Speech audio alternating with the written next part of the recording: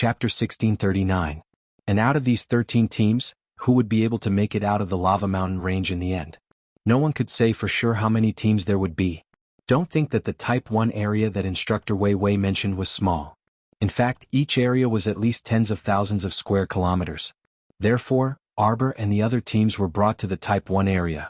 Almost every team was separated by a large distance, and it would be impossible for them to bump into each other within 4 to 6 hours. Every team was thrown into their own small area to complete their mission. After Wei Wei finally left Arbor and the other 4 behind, he glanced at them coldly and said, "Every year the Elite Academy will only accept 5 students. I hope that after 7 days, you will still be a complete team.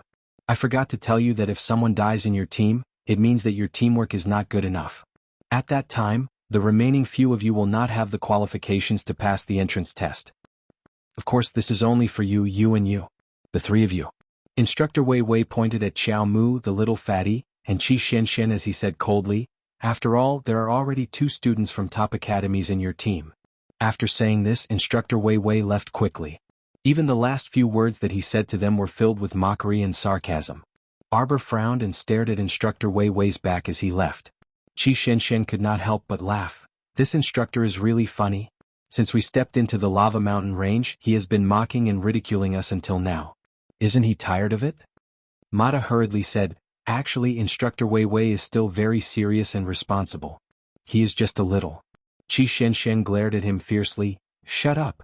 You and that idiot instructor are on the same side. Anyway, this trial will not affect you at all. If you want to quit, then do it as soon as possible." "Miss Qi, what are you saying? Since we have promised to help you pass the entrance test, we will naturally not give up on you halfway." Mata's ears twitched as he said this. He turned his head to look at a few red-skinned, sharp-fanged foxes that suddenly appeared from behind a pile of crimson-red rocks. He suddenly conjured a few streams of water spirit energy and threw them in their direction. "Go!"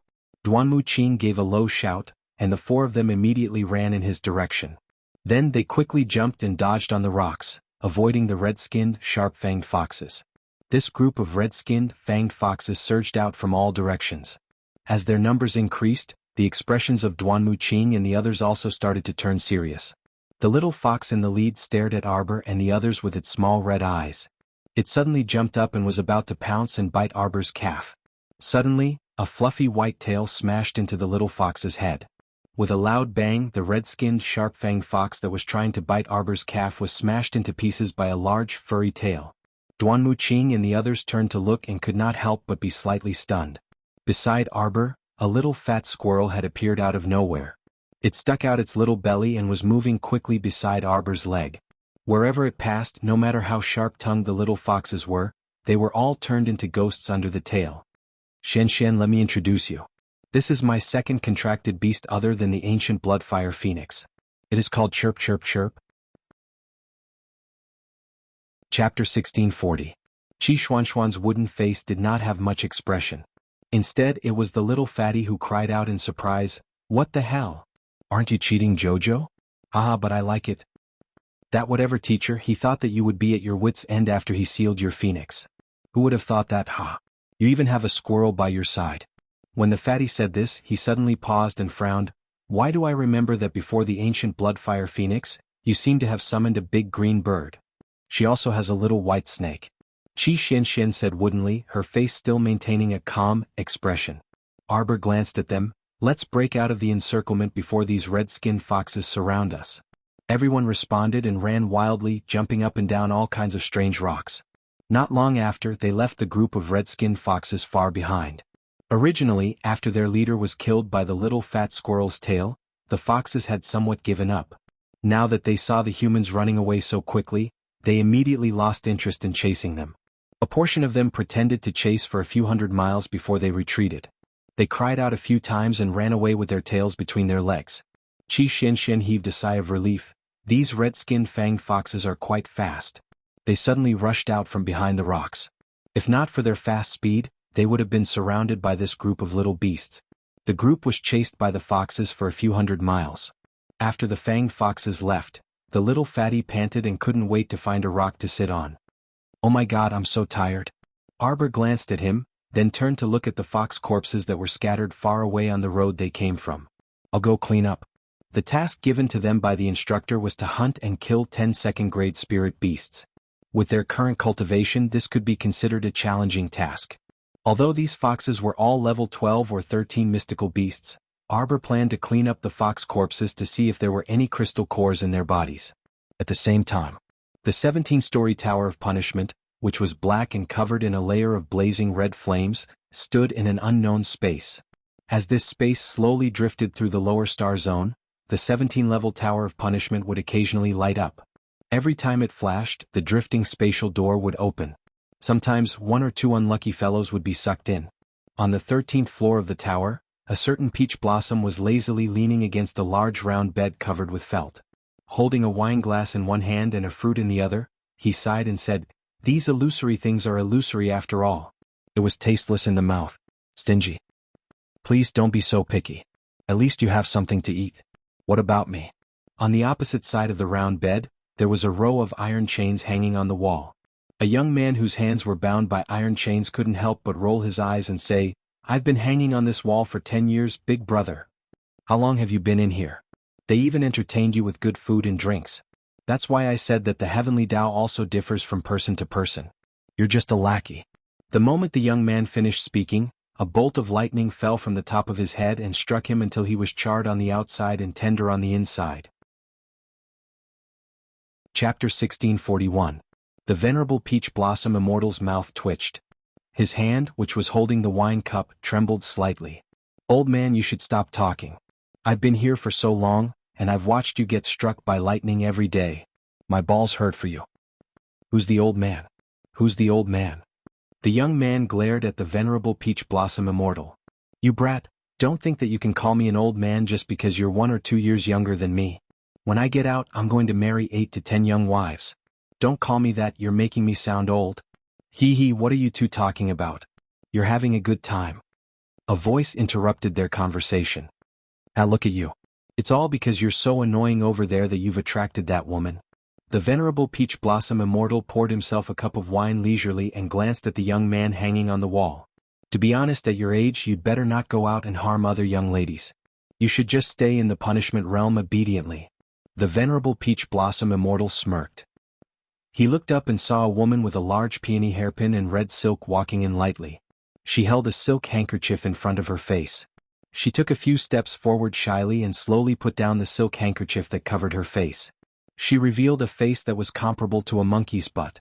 Her cheeks were red and her eyes were full of tenderness. She twisted her body and winked at the Venerable Peach Blossom Immortal. The wine cup in the Venerable Peach Blossom Immortal's hand almost rolled off the bed that he was frightened by this woman. "Brother Ma Jiechin, do my clothes look better than mine?" The peony walked half a circle around the bed and gently swayed her red silk dress. She raised her eyebrows and winked at the Venerable Peach Blossom Immortal again. "Ah." The young man hanging on the wall laughed wildly. "Peony Fairy, your face is now like a monkey's butt. Haha, do you think it looks good or not?" "Shut up, Dao Wuji. I'm not talking to you." The Peony Fairy turned her hand, and a small hammer appeared in her hand. There was a trace of lightning power on it. The young man named Everlasting Blade didn't seem to care at all. He curled his lips and was forced to say something against his will. "In truth, peonies and peach blossoms are a perfect match." The Peony Fairy giggled. "Shut up." A certain peach blossom's handsome face immediately darkened, and he glared angrily at the youth. Saber Wuji pursed his lips and closed his mouth unconcernedly. Since he failed to break through the tower 10 years ago, he was trapped in the 13th level of the punishment realm by the Peony Fairy with the spirit-locking rope.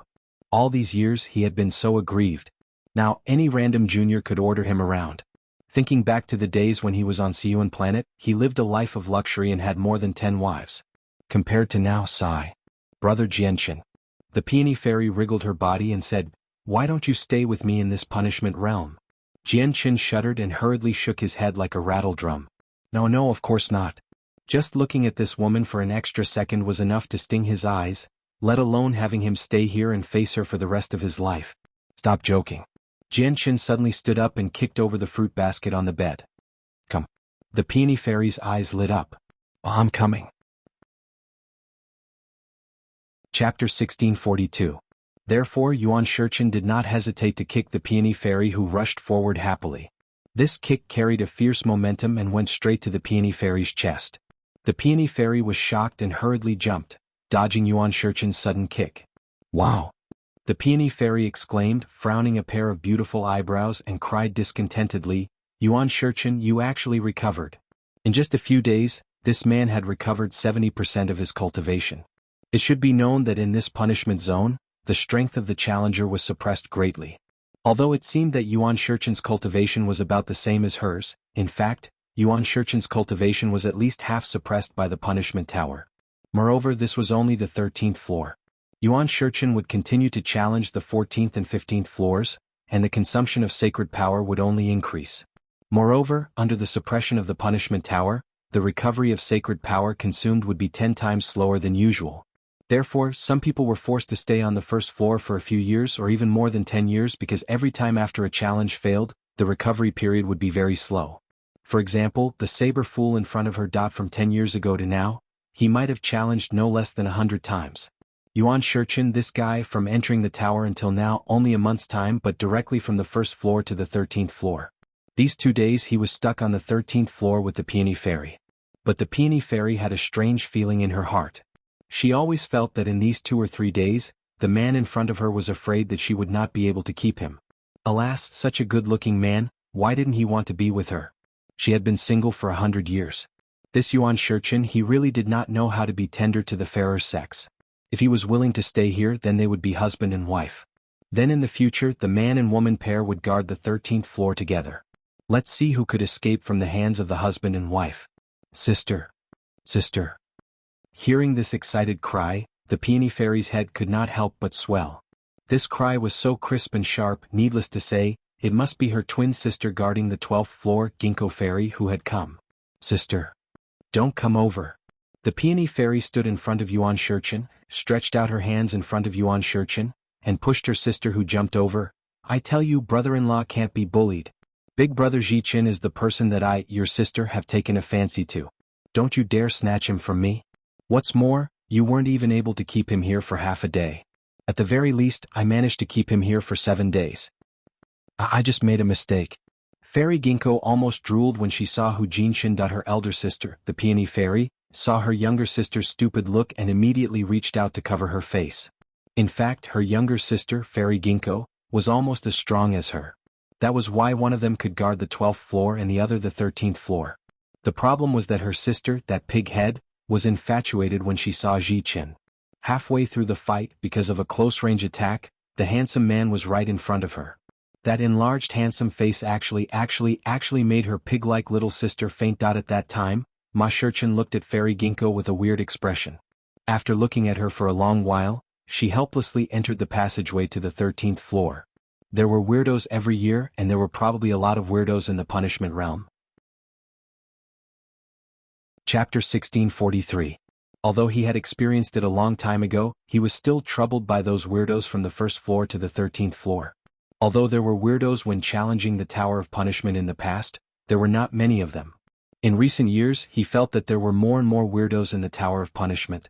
He wondered if it was because the old batch had been released, and the new batch had some flaws in their personalities. He felt that the guards of the Tower of Punishment were the ones who made him feel the most helpless out of all the people he had challenged in the realm of punishment over the years. How could he endure this? He wondered if his old friend from the 14th floor was still there. In the past, he had fought his way to the 14th floor, and after drinking a few cups with his old friend would open a back door and let him out. He wondered if he would be so lucky this year. Speechless, Ma Shurchen turned his face away and swung his fan to cover half of his face. Peony, tell your sister to stop staring at me. That look in her eyes was as if she wanted to eat him. Peony Fairy coughed lightly and tugged at her sister's sleeves. Ginkgo, why did you come up here? Just now when you entered the door, you were still excitedly calling out for your sister. Why are your eyes all on your brother-in-law now? Who the hell is your brother-in-law? The venerable Peach Blossom Immortal was even more speechless. Hearing the pretty man's words, Ginkgo Fairy immediately smiled and returned to her senses. She giggled at Ma Shurchen and then turned to look at her sister, Peony Fairy, and said, Sister, I heard that there's an extremely powerful challenger coming down. I heard it from Sister Poisonous Spider on the 8th floor. Oh, that man is very handsome. Ginkgo Fairy looked as if she was about to drool. She tugged at Peony Fairy and said excitedly, I heard that this man took less than half a month to go from the first floor to the 11th floor. Aha, I think he's coming to challenge my 12th floor today. Just thinking about it makes me excited. Ginkgo Fairy clasped her hands together like a fangirl reaching out to her idol. I really want to see what that man looks like. Do you think he's willing to stay and be my husband? The venerable Peach Blossom Immortal rolled his eyes. You two sisters can't think of anything else other than husband. Peony Fairy said expressionlessly, you'll see when you turn around. I said turn around and you'll see him. The Peony Fairy was so angry that she slapped her younger sister's head. Are you a pig? She clearly knew that he was coming up. You even dared to come to my 13th floor. Aren't you going easy on him and allowing him to pass through the 12th level? The Ginkgo Fairy turned around in a daze. When she saw the figure of the man standing in front of the passage, her pink mouth immediately opened wide. Wow! The black-clothed young man at the door was elegant and graceful. His features were picturesque and he was indescribably handsome. He just stood at the side of the door with an indifferent expression. His pair of phoenix eyes swept across the people on the 13th floor. The two women immediately felt as if they were electrocuted by his gaze. They were completely unable to move a finger. When Ji-Chin saw the man at the door, he couldn't help but laugh. Yo, you're here too. Limitless Blade, the young man who was hung on the wall by the spirit-binding rope, was also amused. Yo kid, you actually managed to meet an old friend in a foreign land. Chapter 1644. How about we discuss something? Why don't you two think of a way to release me from this god-locking rope? With the three of us working together, killing these two women will be a matter of minutes. Bang. As soon as she finished speaking, the small thunder hammer in the Peony Fairy's hand immediately released a bolt of lightning, directly bombarding Dao Wuji's head. Fuck. A hole was about to be blown out of his head. Dao Wuji grimaced and glared at the Peony Fairy. Can you be a bit lighter? In any case, I have lived on your floor for 10 years. Isn't it good to have a little tenant hobby? This guy's mouth was cheap, he was looking for a beating. Ji-Chin looked at Dao Wuji without the slightest sympathy, and laughed as she leaped forward. I have challenged the tower so many times, but this is the first time I have met someone who can challenge the tower together. I don't know what the Heavenly Dao is up to, but I always feel that there is a follow-up move waiting for them. Boss, how about us two brothers block these two women for you first? You go up first. A simple and honest voice came from outside the passage. Peony and Ginkgo both widened their eyes, looking in astonishment at the pair of brothers who walked into the 13th floor. The pair of brothers' sturdy bodies blocked the entrance, immediately blocking the passage. The tower-like man with dark skin looked very similar. They both had wide mouths and sword-like eyebrows, neat short black hair, and a red cloth band tied on each of their foreheads. You two?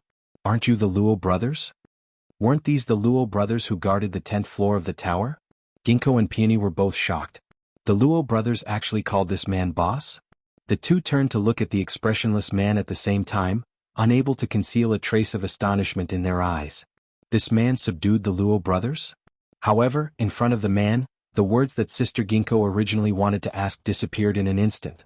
Looking at that handsome face, Fairy Ginkgo immediately threw away her helmet and abandoned her armor. She took a step forward and asked in an extremely strange and soft voice, "Little brother, do you lack a wife?" Ji-Chin on the side couldn't hold back her laughter and burst out laughing. He really doesn't lack a wife. Emolian turned her head and looked at Hu Jin with a trace of doubt in her eyes. He thought that it would be impossible for him to meet He-Chin in the Tower of Punishment. What was going on this time?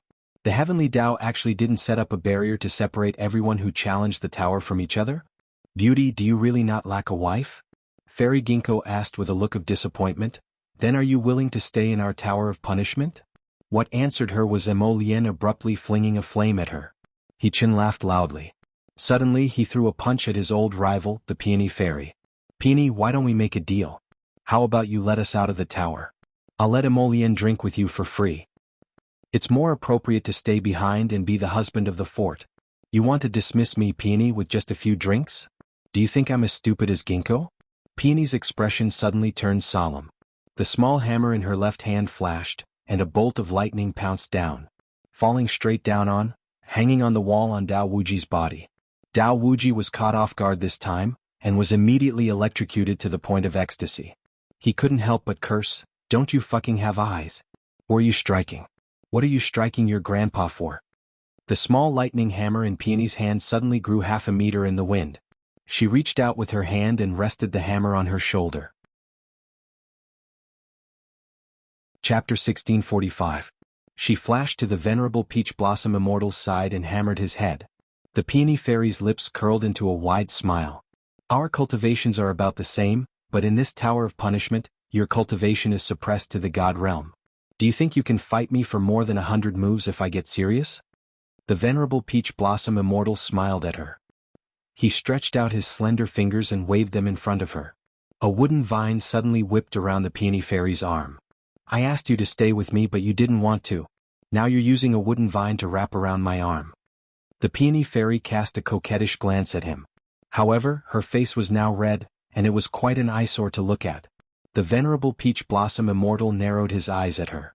With a flip of his hand, the Peony Fairy suddenly felt the ground beneath her feet sink. When she looked down again, the Peony Fairy could not help but be shocked. It turned out that countless vines had drilled out of the ground at some point in time and were tightly wrapped around her feet. You? The Peony Fairy struggled hard and realized that she could not break free from the binding power of the wooden vines. The vines on the ground wrapped around her limbs and gradually climbed up. In a short while, the Peony Fairy's entire body was tightly wrapped. It was as if she was wrapped in a wooden cocoon. Her entire body was lifted into the air and hung high on a wooden vine. Don't waste your energy. Seeing that she was still struggling, the venerable Peach Blossom Immortal could not help but say coldly, "These little cuties of mine will continuously absorb the power in your body." As time passed, the wooden vines wrapped around the Peony Fairy would only become stronger and stronger. The Peony Fairy, on the other hand, would gradually weaken as the saint power in her body was drained. After the venerable Peach Blossom Immortal temporarily fixed the Peony Fairy, he turned to look at Emolien on the other side. Emolien's speed of action was even faster. While the Peony Fairy was being hung up by Ji-Chin, the battle between Emolien and Ginkgo had already ended. It was laughable. Halfway through the battle, Ginkgo Fairy held her sword and stared blankly at Prince Mo's approaching figure. On the other side, Prince Emo, who never knew how to be gentle with women, naturally acted according to the situation. He decisively chopped down with his blade and knocked Fairy Ginkgo unconscious. Therefore, there was no suspense in this battle at all because the opponent was a weirdo who only knew how to look at handsome men. Prince Emo walked forward with a cold expression. Dao Wuji, who was hanging on the wall, hurriedly called out to him, "Hey little brother, can you help me release this god-locking rope?" Emolien turned her head to look at him. The purple flame in her hand suddenly turned into 3 purple knives, which flew toward Dao Wuji's arm. Endless Blade broke out in a cold sweat at his actions. What kind of joke was this? If he was struck by this purple flame, how could his arm be preserved? Bang! Bang! The spirit-binding rope suddenly broke apart. There were still a few purple sparks of fire on it. With a few cracking sounds, the spirit-binding rope broke into pieces and fell to the ground. Dao Wuji let out a long breath, looking at the young man in front of him with a slightly complicated expression. "Sai, the new generation really excels the old." Hu Shurchen alone was enough to deal a blow to him. Now this young man was even more impressive. Looking back at the Peony Fairy, who was hanging in midair by the wooden vines, Dao Wuji grinned. "Let's go to the 14th level? I'll make up for it tomorrow. I'll break it today." Chapter 1646. Put me down, put me down. The Peony Fairy, who had half of her strength absorbed by the wooden vines, was hanging in midair, shaking her delicate body desperately. She shouted angrily, Shurchen, do you think it's appropriate for you to run away and leave me here?" "It's appropriate." The venerable Peach Blossom Immortal blinked and nodded vigorously. He thought it was very appropriate. Could it be that he had masochistic tendencies? It was not easy to hang this noisy woman up, so how could he go up and let her go now? Stop joking. How could he, Shurchen, do such a thing? Shurchen. Seeing that the man was about to run away without looking back, the Peony Fairy could not help but panic. "Shurchen. And that person. That little fellow. Stop right there. The Luo brothers on the 10th floor, what's wrong with you?" The 2 brothers, who were as tall as iron towers, looked at each other and sympathetically at the Peony Fairy. "Peony, we are friends. Let me give you a piece of advice. Don't look for trouble. Quickly get rid of them." The Peony Fairy was speechless. "Shurchen, do you think you can escape from the 17th floor of the Tower of Punishment just like this? Let me tell you. Even if you bring these 2 traitors, it's useless. The people upstairs are not the group of rookies downstairs. Besides, even if the brothers and sisters downstairs have been defeated by you once, if they join forces, you won't be able to handle them.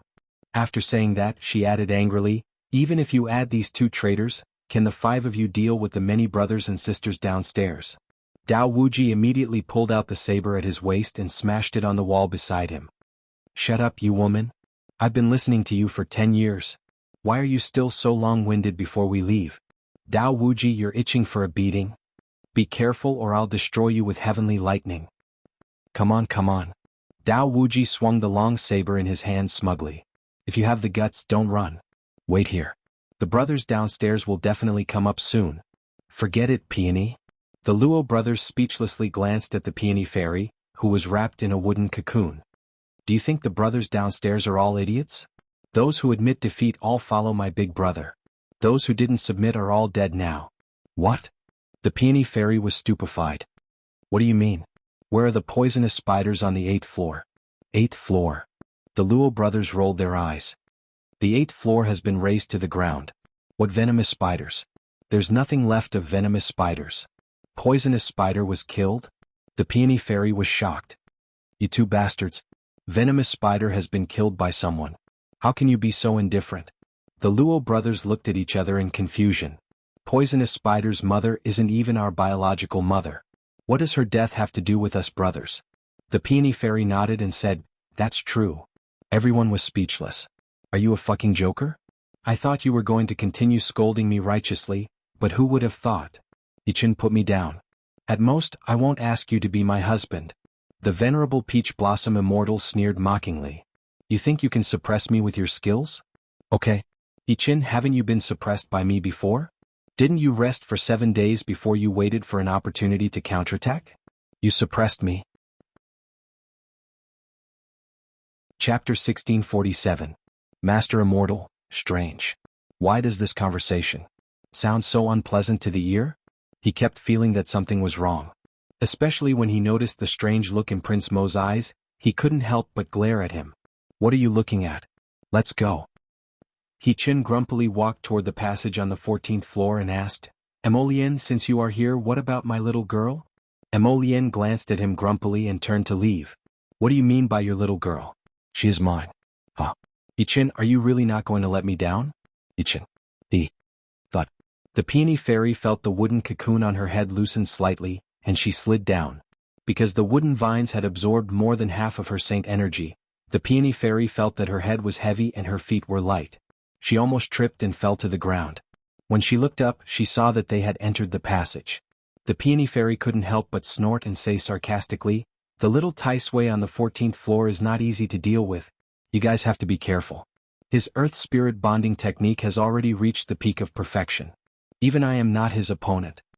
Wuji Dao pursed his lips. Damn, this old woman is really a strange person. But without her advice, it is just a little Taisui. Do you think the 5 of us can't kill it?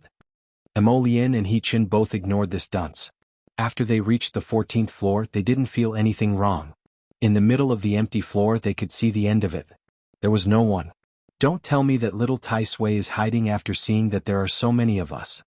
Dao Wuji laughed heartily. Emolien, He-Chin, and the Luo brothers all ignored him. Wuji Dao wanted to walk toward the center of the tower, but he found that he couldn't lift his feet. Looking down, he couldn't help but be shocked. My leg. My legs are gone. He-Chin didn't want to talk to this idiot. What legs?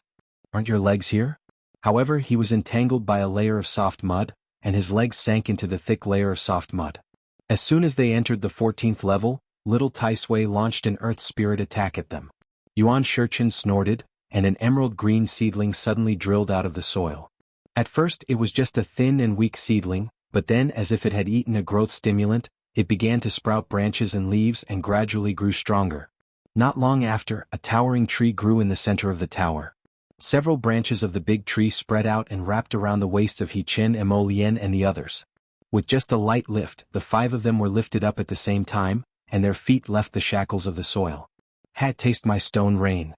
A childish voice suddenly came out from the corner. All of a sudden, everyone felt a dark cloud pressing down on them. When they looked up, they saw a round of boulders being released like a violent storm. Emolien, He-Chin, the Luo brothers, and Wuji Dao all released their own defensive enchantments at the same time to block this stone rain.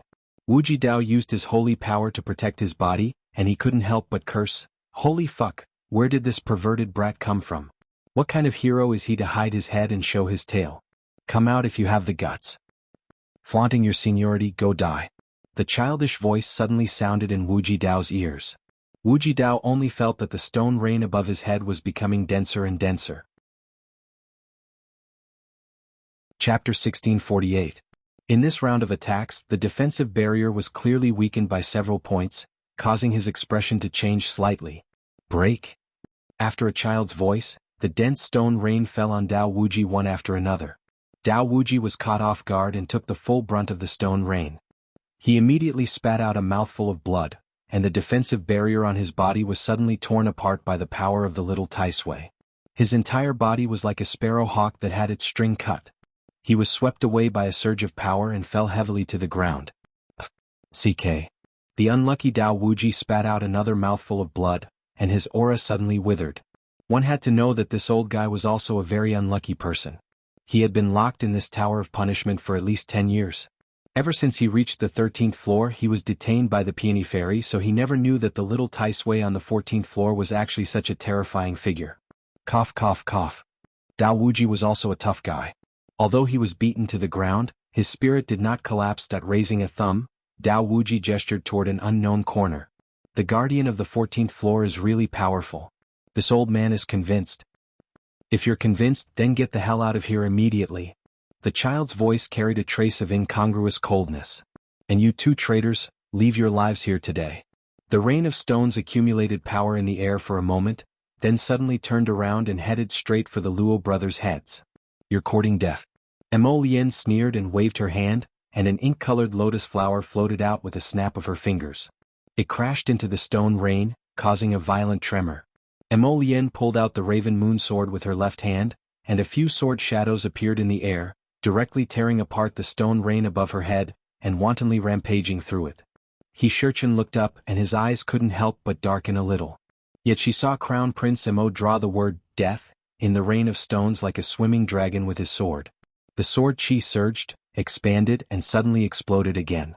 The force of the shock wave once again threw the passerby, Dao Wuji, who was lying on the ground to watch the show.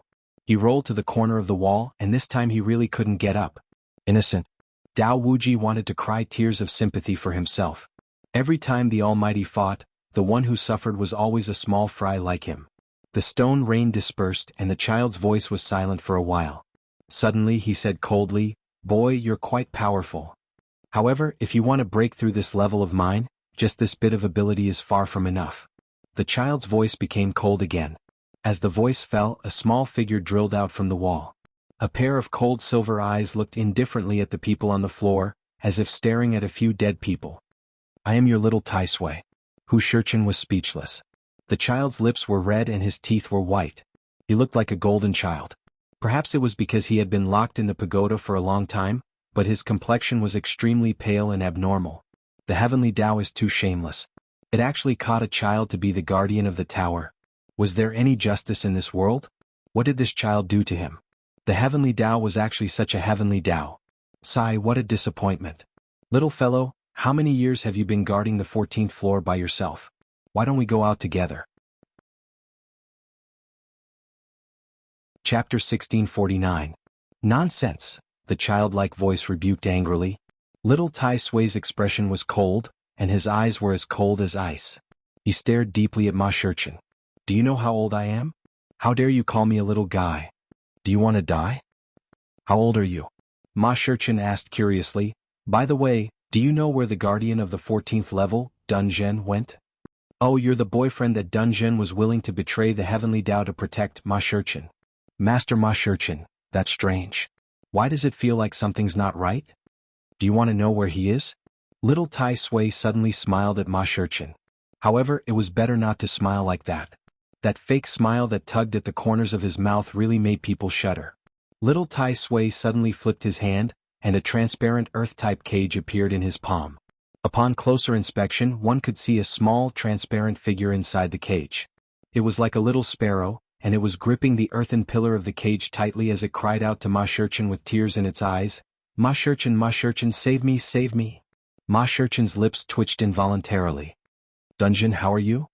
Little Tai Sui destroyed my physical body, and he didn't even spare my divine sense. What? He said he was going to lock me up for 1,000 years. You're even going to make me sob. I can't even die. What? My dignity, my honor, everything that I had in the past has vanished along with the destruction of my physical body. The transparent figure in the earthen prison waved its arms and pounded its chest as it wailed and wailed. Emolien's face was expressionless. However, Ma Shurchin couldn't bear to look at it. When were you locked up? 2 years ago. The figure waved its arms and legs. Ma Shurchin, you have to save me. You don't know how malicious little Tai Sui is. This earthen prison is far from as peaceful as it appears to be. This earthen prison will launch an attack on my divine sense every other day. It's so scary. Let me out. I don't want to stay in this dark room anymore. Little Tai Sui didn't wait for Dun Zong to finish complaining. He directly stuffed the dungeon into his sleeve. With a hint of coldness in his silver eyes, he indifferently stared at Shichin in front of him. You want to save him? Use your own life in exchange for it. Shurchin shook his head like a rattle drum and said firmly, no.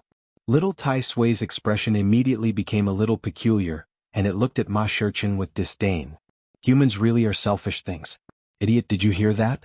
You have violated the heavenly Tao time and time again. The people released from the Tower of Punishment will not know how to be grateful.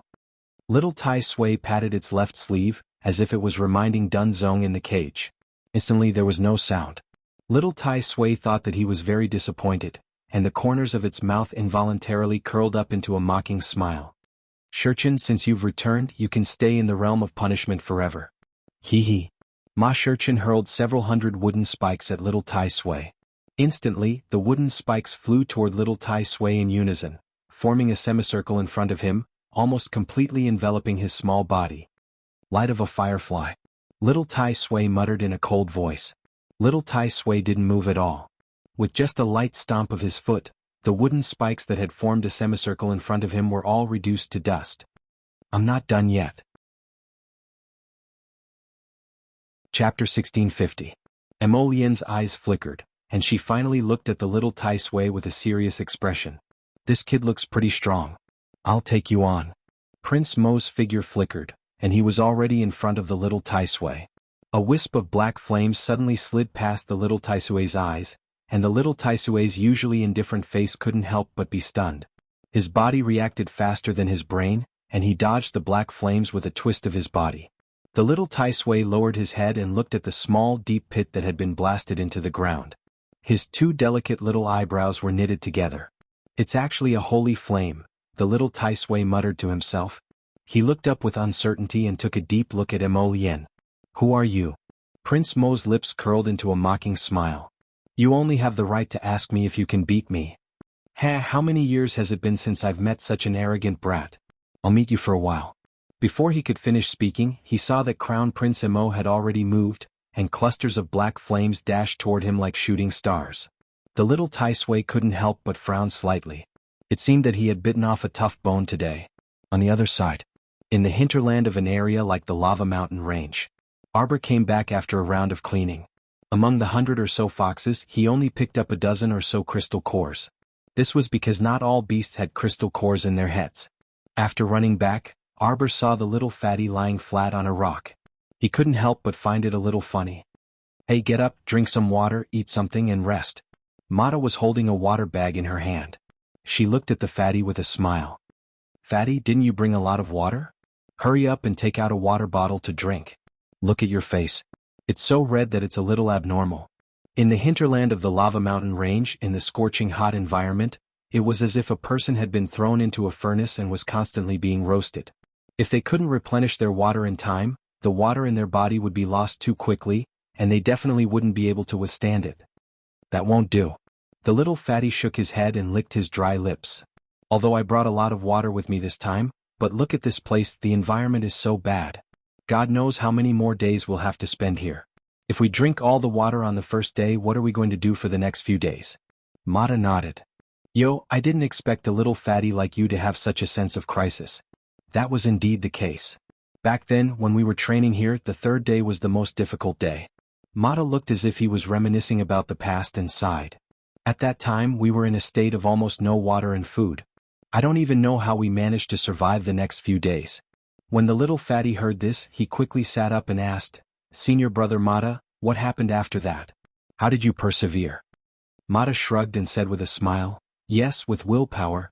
Persevere with your own willpower. Sometimes when we think we're reaching our limit, we can't help ourselves. Actually, we can still continue to persevere." Hearing this, Qi Xianxian scoffed, "Oh, in a state of no water and no food, you can still persevere for 3 to 4 days?" It was still okay if there was no food, but in such a scorching environment without water, it was really not a place for people to stay. If they really reached the point of no water in such a furnace-like mountain, the consumption of their body would be even greater. Chapter 1651. Especially the last 2 days, it would be even more unbearable. How could the human body endure it then? How could one endure it? This was an impossible thing. Unless one's body was so tough that they had shed their mortal bones and entered the mystic skeleton stage. Otherwise, a normal person's body would not be able to endure such a test. This was not an ordinary environment where cultivators could go without food or water for 8 to 10 days. As long as they entered a sealed cultivation environment, they would be able to endure hunger. Now that they were in such a hot environment, the consumption of their physical strength would increase exponentially. Mata could not help but smile and winked at Qi Xianxian. All right. Originally, I wanted to show off in front of you all, but unexpectedly, you saw through me. Actually, at that time, I secretly hid a small flask of water. It was because of that small flask of water that I managed to endure until the end. Every time I looked at that small flask of water, it was as if I was hinting to myself that I had already drunk the water. I had already drunk it. Then I did not know why, but I managed to endure it. Mata smiled bitterly. You don't say. Ever since I went through this lava mountain range trial, I treasured every drop of water. At that time, I did not know how I managed to endure it. Every time I opened the flask, I would only touch my lips and drink 1 or 2 drops each time. Thinking of those bitter days, Mata felt that he had no hope in life at that time. Hearing this senior brother's bitter experience, everyone could not help but look at him sympathetically. Mata noticed the gazes of his junior sisters, and could not help but touch his nose awkwardly. So this time, before entering the lava mountain range, I did not need teacher's reminder at all. I took out all the water stored in my inner world. Mata took off his outer clothes, revealing the flask hanging on his waist, which was even more than the little fatties. Everyone could not help but twitch their mouths. You are really well prepared. Qi Xianxian was speechless. Mata smiled. Of course. Don't tell me that water is our life in the lava mountain range. Starving for 2 days is not a problem for people of our realm. However, the lack of water is really uncomfortable. Arbor looked at them speechlessly and said to the little fatty, "Drink, don't die of thirst." Little fatty shook his head vigorously. No, I can't drink it. It was only the first day and he had been here for less than 4 hours. Oh, hold on. Arbor. Actually, you don't have to be so frugal. Don't worry. Drink if you want. Don't choke yourself. Arbor said. Qi Xianxian nodded and said, "We'll cross that bridge when we get there. Maybe we can complete the mission in 2 or 3 days." Everyone looked at Qi Xianxian with a, "You must be dreaming" expression. Qi Xianxian rubbed her nose and said, "I agree with Jojo. After drinking, eating and recuperating we'll be on our way. As long as I can kill 10 second-grade spirit beasts as soon as possible, wouldn't I be able to complete my task? Then we will be able to summon our teacher and bring us back." Little Fatty thought about it and agreed. If he didn't drink the water here, he would be the one suffering. If he really became dehydrated, he might even implicate his teammates. Little Fatty thought for a while, took out his flask and gulped down half of the water in one go. Then he sighed and looked at Arbor. "Sigh, after drinking the water, I feel even hungrier." Arbor looked at him expressionlessly. "Didn't you bring a few steamed buns?" Chapter 1652. "Just eat too," Arbor said with a speechless expression. When they set off, they wanted to carry as much water as possible, so they took relatively less food. The little fatty took out a bag of plain white steamed buns without any fillings from his bag and took out 2 of them. He handed one to Arbor and Qi Xianxian, and he actually planned to split the other one into 3 portions to share with Duan Muqing and Mata. Arbor was speechless. Why did he feel like he couldn't bear to look at this? Such a small bun was only the size of a palm. It was barely enough for 2 girls, let alone 3 men. Arbor was speechless. However, she didn't want to take out the food and water from Paradise Planet for the time being. After all, they were here to train in the lava mountain range, not for a vacation. Unless there was no other choice, it was better to persevere and train their willpower like what Mata said. Little Fatty held a third of the bun and ate it with relish. Arbor had originally wanted to secretly replenish their food, but he gave up on that idea for the time being. Little Fatty was so stingy that he even wanted to share a bun with 3 people. She guessed that he wanted to divide his food supply into many portions. Speaking of which, that bag of mantus could be finished by the little fatty within a day if he ate as much as he wanted. But now he wanted to rely on his pitiful rations to hold out for 7 days. Qi Xianxian didn't make any preparations. She only took out a bottle of water and a bag of snacks from her inner world before entering the lava mountain range and kept them close to her body. Seeing the 3 men so pitifully sharing a bun, she couldn't help but look at them sympathetically. She tilted her head and thought for a while. Then she still took out 2 pieces of pastries from the bag of rations. She gave 1 piece to Duanmu Qing and the other 2 men and shared the other piece with Arbor. Arbor looked at Little Fatty and Qi Xianxian. They were so stingy that he couldn't say anything else. The 5 of them rested for a while. After eating and drinking, they planned to set off to look for second-grade spirit beasts. In this lava mountain range, as far as the eye could see, there were basically huge red rocks. Today is the first day. Right now we're the ones with the most energy. Duanmu Qing said, I think our goal today should be to hunt at least 3 second-grade spirit beasts. Mata and the others nodded. The little fatty smiled in a simple and honest manner, but our biggest problem now is where are we going to find those second-grade spirit beasts? If we just wander aimlessly in the lava mountain range, the first thing we will exhaust is our own physical strength. Arbor blinked, coughed lightly and said, Actually, I have a way to solve this once and for all. However, although the method was good, the actual process was a little dangerous. Are you willing to take the risk? Duanmu Qing was stunned. He turned to look at Arbor and couldn't help but ask, What idea do you have? Why don't you tell us so that we can discuss it? Arbor turned to look at him and nodded. Actually, I can refine a kind of medicinal powder to attract mystic beasts. It's just that this medicinal powder has to be controlled to a certain amount. But even I can't control this amount. Because, cough cough, if we spread too much medicinal powder, it might attract all the mystic beasts in this area. When that happens, I'm afraid we won't be able to handle it. Chapter 1653.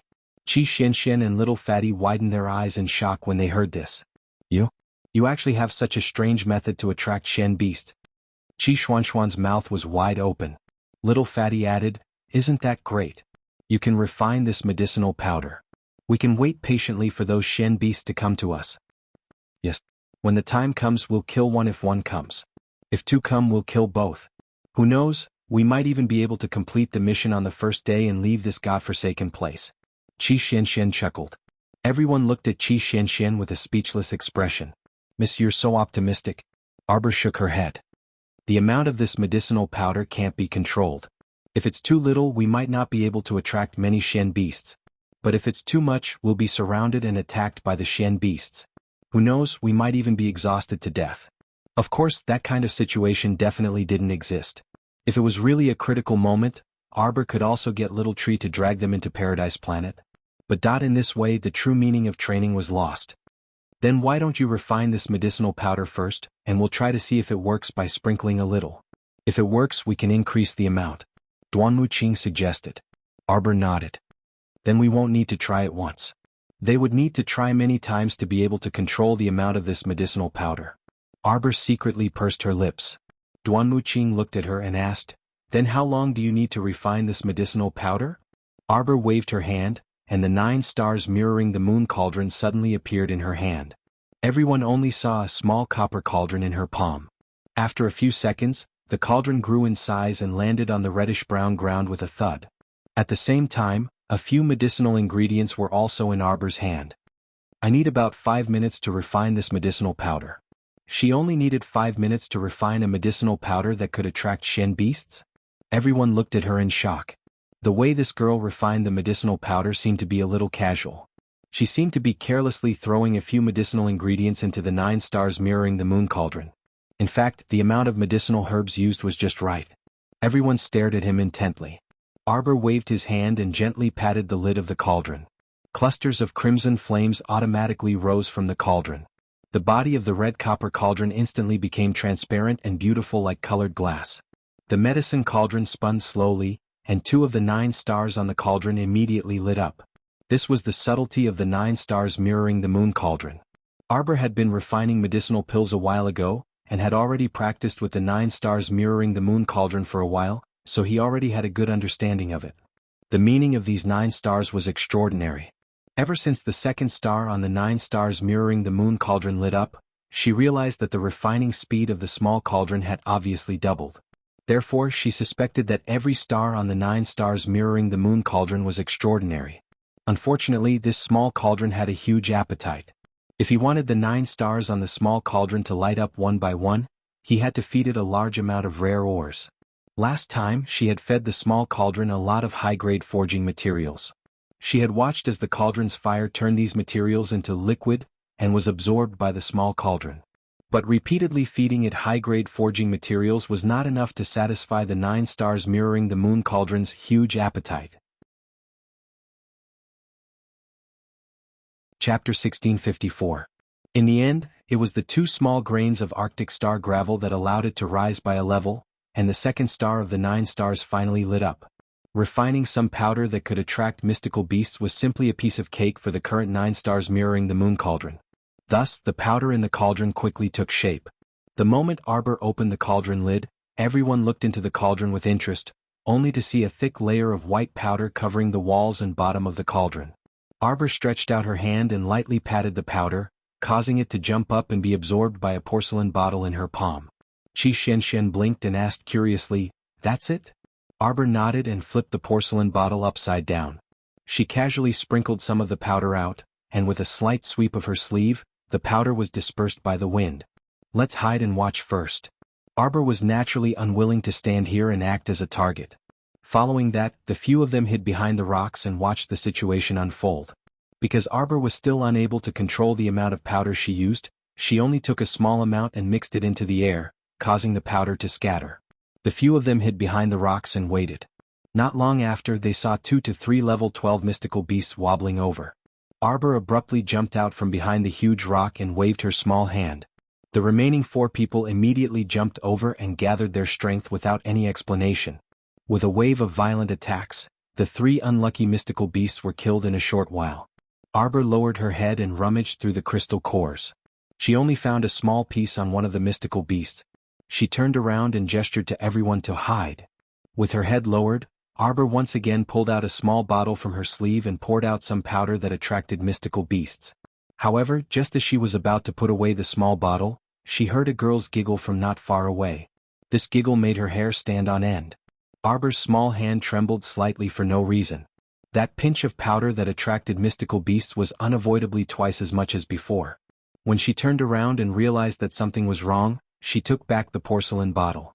By then, the powder had already spread in all directions with the flow of the air. Arbor felt guilty for a moment. He hurriedly pulled Qi Xianxian, who was sticking her head out to look around, and gestured to Duanmu Qing and the other 2. The 5 of them quickly found a place to hide. Just as he finished hiding, he heard a flurry of footsteps approaching from afar.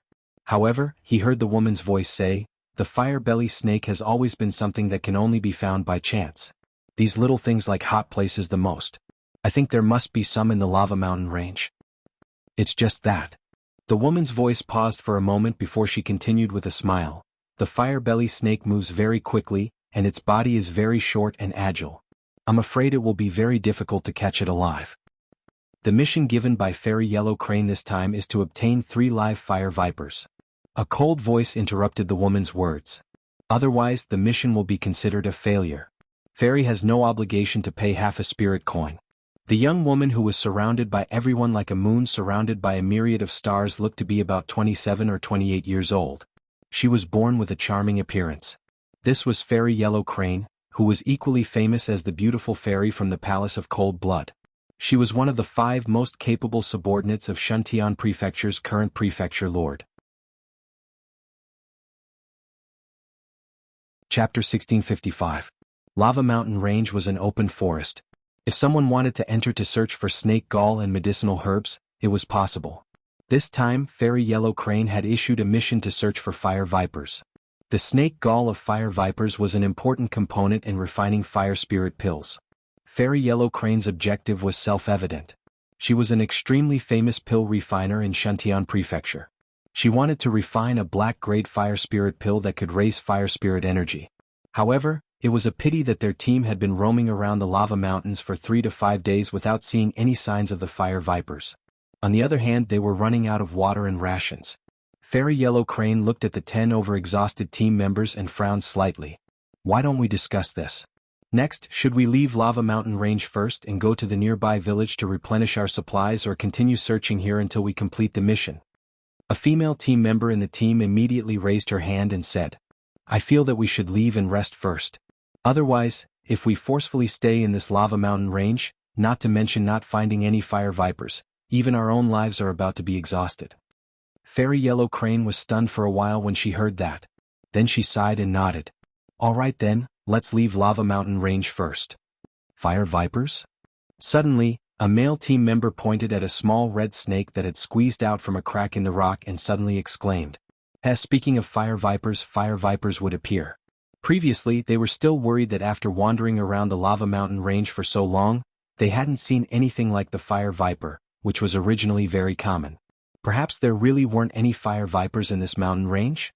Who would have thought that just as they were talking without any warning, a fire viper would slip out from a crack in the rock? Aha, this was really finding something by chance after wearing out iron shoes in a fruitless search.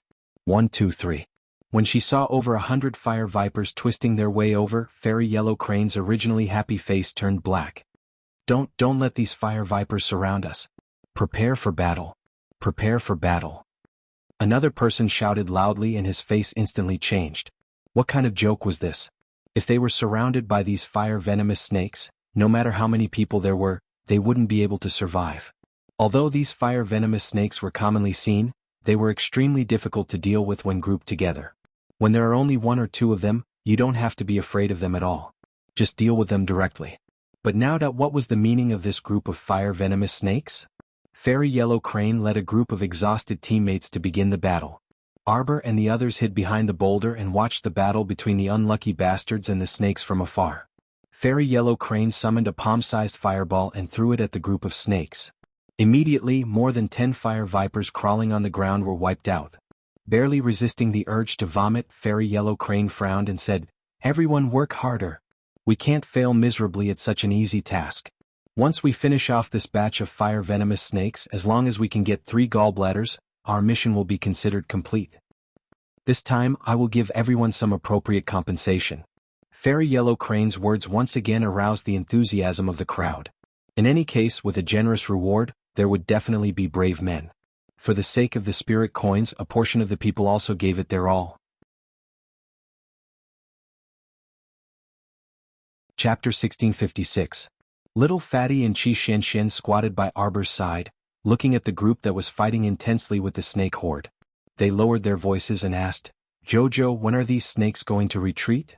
They're not spirit beasts either. They're not what we're going to deal with. Arbor looked at the fierce battle in the distance expressionlessly. How would I know? This kind of medicinal powder that attracted mystic beasts could stay in the air for at least 1 to 4 hours. Humans would not be able to smell it, but if beasts smelled it, they would naturally rush over. It seemed that her little hand had trembled just now, and she had scattered too much medicinal powder. However, this was something that could not be helped. She could not get it back even if she scattered it too much. She could only say that Fairy Yellow Crane and her group were unlucky. Who asked them to appear with crooked smiles when she was sprinkling the powder on the table? Arbor pulled Chi Xian back, pulling the two's probing heads back. As they were talking quietly, they suddenly heard the howls of tigers and wolves from afar, accompanied by the cries of wild elephants. Arbor reached out and pressed down on Chi Xuan's little head, then he stuck his little head out of the rock. With one look, he hurriedly pulled his head back. Meeting the inquisitive gazes of the other 4, Arbor coughed softly. No, nothing. The 4 instantly looked at him with a look at your expression. You don't look like your fine gaze. Chi Xian could not hold back and hurriedly stuck her head out of the big rock. With just one look, if Arbor had not suddenly reached out and covered her mouth, Chi Xian would have cried out in shock. What the hell, how many beasts are there outside? Jackals, wolves, tigers, leopards, fucking all came, and there were also many wild elephants.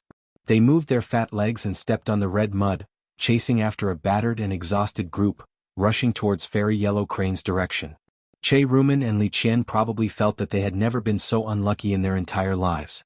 Clearly, their group had been hunting for level 15 mystic beasts, but suddenly, a group of mystic beasts rushed out and attacked their group without any explanation. Was there any justice left in this world? These dumb beasts seemed to have been provoked by something as they chased after their own group without any regard for their lives. Where did this irreconcilable hatred come from? Was it worth it for them to attack as a group? Che Rumen and Li Qian could not understand why everything was going well before, but from just now, everything had developed in an abnormal direction. The mystic beasts in the area all gathered together and attacked them. Could it be that someone was secretly manipulating this situation? Che Rumen's fist, which contained the power of fire spirit, smashed hard on the head of one of the jackals, directly smashing its head into its neck and causing it to cave in. While she was at it with a kick, a kick. That huge kick sent the gray wolf flying into the air. With a bang, it collided head-on with a tiger that was charging at it. With Rumen with a roar with Ardo to, of the Ardo to, is even was to Che it to Che. Che Rumen jumped in fright and hurriedly twisted the ring on her finger, activating the defensive barrier at the first moment. In the blink of an eye, the tiger had already pounced in front of Che Rumen. Its claws tore forward, but it was blocked by the tough defensive barrier. Chapter 1657. Che Rumen broke out in a cold sweat. When she saw the tiger claw pouncing towards her face, she really thought that her delicate little face was about to be torn apart by the tiger claw. Fortunately, her face was fine. Che Rumen subconsciously raised her hand to touch her face and let out a long sigh. As long as her face is fine. Che Rumen's hand lingered on her delicate skin, thinking, she has such a beautiful face, nothing must happen to her. Che Rumen activated her defensive barrier and hid behind Li Qian. She hunched her shoulders and half-squatted behind Li Qian as she whispered, "What should we do now?" The situation before them was quite critical. Just a few short minutes ago, there were already over 1,000 mystic beasts gathered around. The speed at which the mystic beasts were gathering was simply terrifying. Che Rumen's expression flickered. She was already calculating in her heart how to escape later. No matter what, even if she had to abandon her teammates and run by herself, she had to run out. After all, she was only 18 years old, a flower-like age. She could not give up her life in such a lousy place. Just as Che Rumen's team of 5 and Fairy Yellow Crane's team of more than 10 were bitterly fighting against the mystic beast horde. Arbor's team of 5 was squatting far away, their sharp gazes searching for the second-level spirit beast among the beasts. Found it. Little Fatty almost cheered out loud, but then he thought of something and hurriedly covered his mouth to suppress his voice. Right now they were preparing to loot a burning house, so it was best not to make a sound for now. Arbor naturally also saw the spirit beast mixed in with the mystic beast horde. To be exact, it was a third-level spirit beast. It seemed that the medicinal powder was starting to take effect. Arbor's eyes brightened. He stood up and stuck an invisibility talisman on himself as he said faintly, "I'll go lure that third-level spirit beast over." Everyone, Chi Xianxian looked smugly at the puzzled little fatty and chuckled. "Let me tell you something. Our Jojo is the only one in the world. Big talisman. Master. Are you surprised? Are you surprised?" Chi Xianxian was waiting to see little Fatty's shocked expression. After waiting for a long time, she realized that little Fatty didn't react at all. She couldn't help but pout. "Little Fatty, aren't you shocked?" The little Fatty shook his head vigorously and said, "I won't be surprised no matter what you say." After saying that, he reached out and patted his chest. "If you tell me now that Jojo can actually go to heaven, I'll believe you too." When Chi Xianxian heard this, the corners of her mouth involuntarily twitched. She looked at little Fatty as if she was looking at a weirdo. "You really have no integrity." Arbor, on the other hand, had already stuck an invisibility talisman on his body while the others were whispering to each other. Then, he slipped away from the group of spirit beasts like a wisp of smoke and swayed in front of the third-grade spirit beast. Suddenly, he stretched out his hand, and a row of icicles appeared between his fingers. Then he pierced the third-grade spirit beasts. But the third-rank spirit beast suddenly roared and swung its head, sending a man in Fairy Yellow Crane's group flying. That man didn't even understand what was going on before he flew into the sky. The third-grade spirit beast rampaged through the group of spirit beasts, chasing after the familiar aura that had pierced its butt. Arbor led this big fellow around the group of spirit beasts and ran in front of Duanmu Qing and the others. "Hurry up and do it. Wake up and catch up on the latest chapter." Chapter 1658. There was no need for Arbor to say anything. The four of them joined forces and attacked together. How could they talk about the rules of the pugilistic world with this third-level spirit beast? They would just beat it up as a group.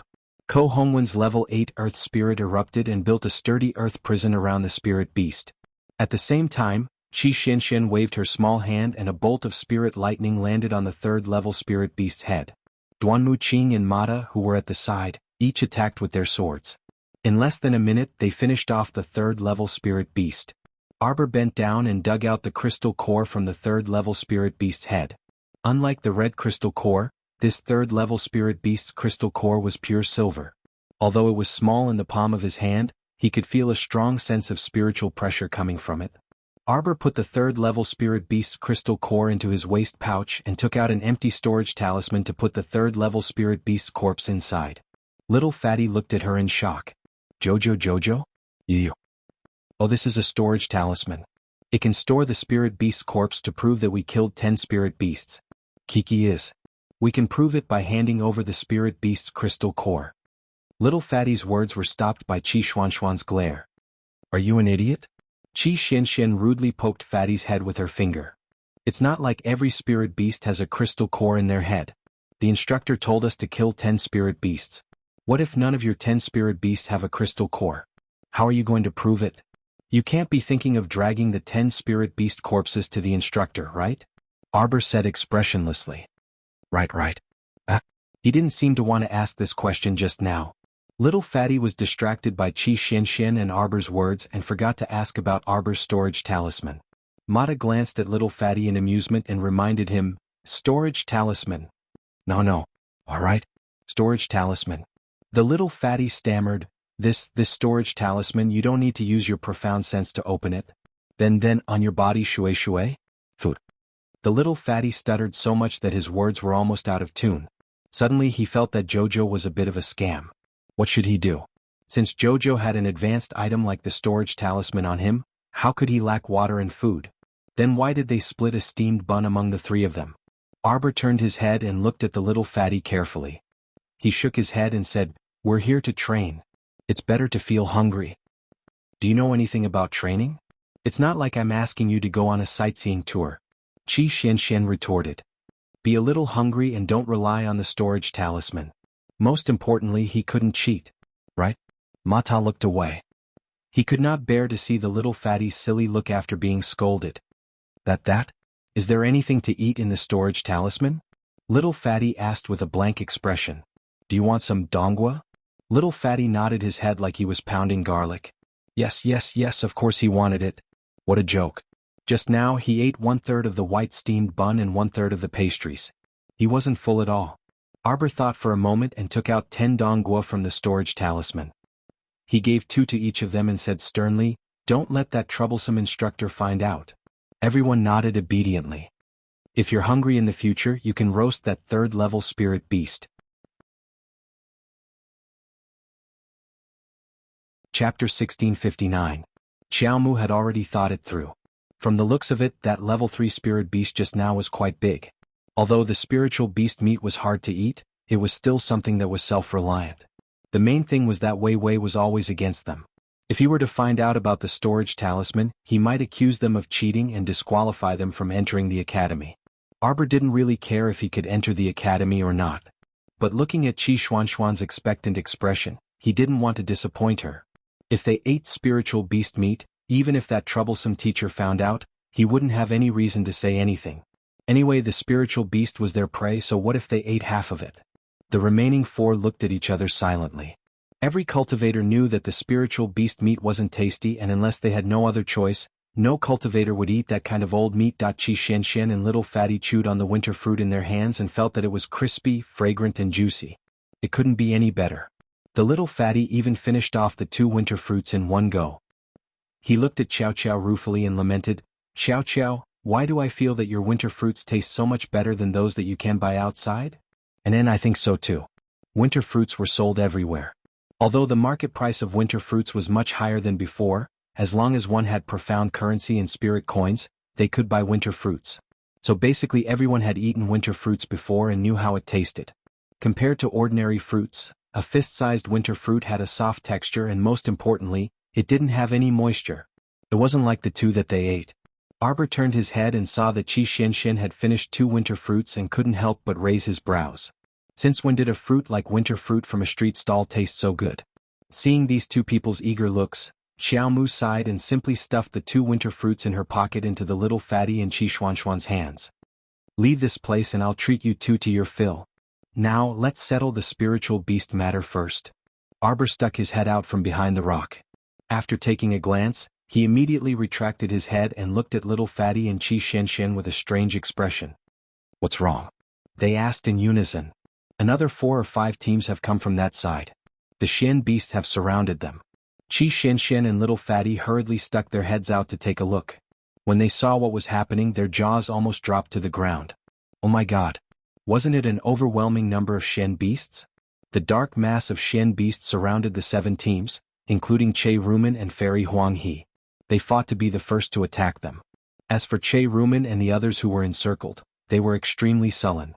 Che Ruman, who had been taking turns to fight against the mystical beasts, was out of breath. She originally wanted to find a chance to slip away by herself. Who would have thought that a slight hesitation would result in a fleeting opportunity? Now even if she wanted to escape, she couldn't. Jojo, what do we do now? I'll go and see if there are any spiritual beasts. Arbor's face darkened and he was also filled with displeasure. Was there something wrong with this group of Shen beasts? Just a few would be enough. There were actually a few thousand of them. With such a huge commotion, wouldn't it alarm the spiritual beast in the 2nd type district? Arbor couldn't help but frown when he thought of this. Chapter 1660. What if that divine beast also had nothing better to do and ran over here after eating its fill? Then how should she deal with it? Should she summon all the beasts around her and gang up on it, or gang up on it? Divine beasts were not easy to deal with. Xiao Mu reflexively rubbed her chin and threw them a wait look. She stuck an invisibility talisman on herself and ran towards the group of mystic beasts like a wisp of smoke. She flashed through the group of mystic beasts, thinking that her medicinal powder was rather unreliable. How did it attract all the mystic beasts? She finally found a spirit beast in the group of mystic beasts. That spirit beast was tilting its head, and its hairy face was full of vigilance.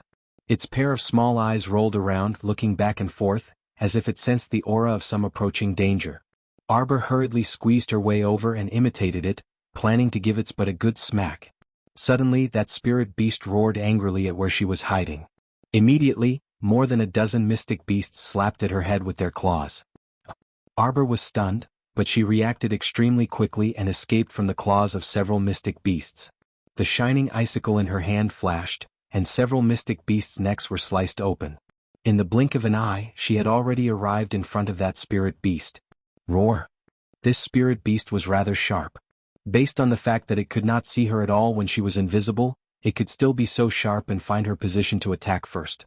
It could be seen that this spirit beast was somewhat unusual. Moreover, this fellow should be extremely afraid of death. It instinctively hid in the group of mystic beasts and commanded them to protect itself. Arbor was almost overturned by the mystic beasts time and time again, so she was somewhat angry. With a kick of her leg, she flipped onto the back of a mystic beast, a rhinoceros. With a heavy kick, she forced that rhinoceros to charge straight into the group of mystic beasts ahead. Fairy Yellow Crane and the others, who were fighting fiercely with the group of beasts, turned their heads and saw a rampaging rhinoceros charging towards the group of beasts. When they looked again, they saw a plain-clothed girl sitting on the rhinoceros' back. In her shock, she could not help but raise her hand to rub her eyes. Indeed, it was a young girl in plain clothes. She suddenly appeared like a ghost in the middle of the group of beasts, as if she had appeared out of thin air. She had never seen this person before. "Who are you?" Fairy Yellow Crane cried out sharply. Arbor knew that this was bad. It seemed that this woman's cultivation was much higher than hers, so she could see her under the invisibility charm at a glance. However, Fairy Yellow Crane's group of idiots clearly did not have Fairy Yellow Crane's eyesight. No one noticed Xiao Mu's existence. Instead, they all stared at Fairy Yellow Crane with strange gazes. One of the women couldn't help but giggle. "Fairy Yellow Crane, are you seeing things? There's no one in this herd." Arbor couldn't help but grind his teeth when he heard the woman's shrill laughter. It was her. The woman who had laughed so hard that her hand trembled, causing her to scatter too much of the mystical beast luring powder. "None of you can see it?" Fairy Yellow Crane screamed and turned to look at Che Rumen, whose wrists were trembling from chopping mystic beasts. You can't see that woman either? Che Rumen was about to go crazy from fighting with the mystic beasts beside her. How could she have the time to look back? Even if she heard Fairy Yellow Crane's question, she had no time to respond. Chapter 1661. None of you can see her? Fairy Yellow Crane shrieked. The group of teammates around her all looked at this fairy as if they were looking at a patient. They did not understand what she was yelling about. You used an invisibility talisman. Subsequently, Immortal Yellow Crane let out an even sharper cry than before. She pointed at Xiao Mu with her eyes bulging wide open. Everyone acted as if they were facing a great enemy. They all drew their weapons and got into a battle stance. They looked warily in the direction Fairy Yellow Crane was pointing at. What? Fairy Yellow Crane meant that there was someone in the beast horde. Damn, there was actually someone in the midst of the overwhelming horde of beasts. Who exactly was it? Arbor had already driven away the rhinoceros and the surrounding small mystical beasts. She came to the side of the spirit beast and leaped onto the back of the spirit beast. When she landed on the spirit beast's back, she felt the spirit beast's anger from the bottom of its heart. It seemed to want to shake her off with all its might as it roared angrily. After this roar, the beast horde became restless and charged at Fairy Yellow Crane and the others, launching a wave of attacks. Every mystical beast fought with Fairy Yellow Crane and the others as if they did not care about their lives. Fairy Yellow Crane and the others could not help but complain incessantly in their hearts. It was originally a very simple matter. Fairy Yellow Crane issued a mission to search for fire vipers and personally led the team. They only needed to find a few fire vipers. Who would have thought? Who would have thought? Things actually developed into this situation. Chirp, chirp, chirp. A little fat squirrel suddenly jumped down from the rhinoceros back and ran toward the corpses of the mystical beasts on the ground. It kept jumping back and forth on the corpses. If someone looked at it carefully, they would realize that every time this little fat squirrel landed on a mystical beast's corpse, it would accurately use its sharp little claws to cut open the mystical beast's head and dig out the crystal core inside. After this action, the mystical beast crystal cores on the field were basically all collected by the little fat squirrel. The pitiful Fairy Yellow Crane and the others did not know about this at all. Even if they cleaned up the battlefield afterwards, they would only think that they were unlucky. They had killed so many Shen beasts but not a single one had a crystal core. It's you who found so many Shen beasts to attack us? What? Fairy Huang, he shrieked hysterically at Xiao Mu. Xiao Mu's face darkened as she gazed at her. Afterwards, she forcefully hammered that spiritual beast, forcing it to hastily kick its legs and flee. That enormous spirit beast had the head of a tiger, and its running and jumping speed was much faster than that of an ordinary tiger. He rampaged through the group of Shen beasts, knocking some of them unconscious. Arbor stabbed its head with the sharp icicle in his hand. The spirit beast jumped and roared, wanting to throw Arbor to the ground. Unfortunately, no matter how hard it tried to jump around, no matter how hard it shook its body, Arbor still sat firmly on its back. Roar, roar, roar. Fairy Yellow Crane, what's going on now? The others could not see what Arbor was doing and were somewhat nervous. They could not resist the pressure in their hearts and hurriedly asked Fairy Yellow Crane. Fairy Yellow Crane's expression was also somewhat strange. She could see very clearly that the little girl was clearly trying to lure that enormous spirit beast away from the mystical beast horde. In that case, she had misunderstood the other party. The little girl was clearly not a bad person.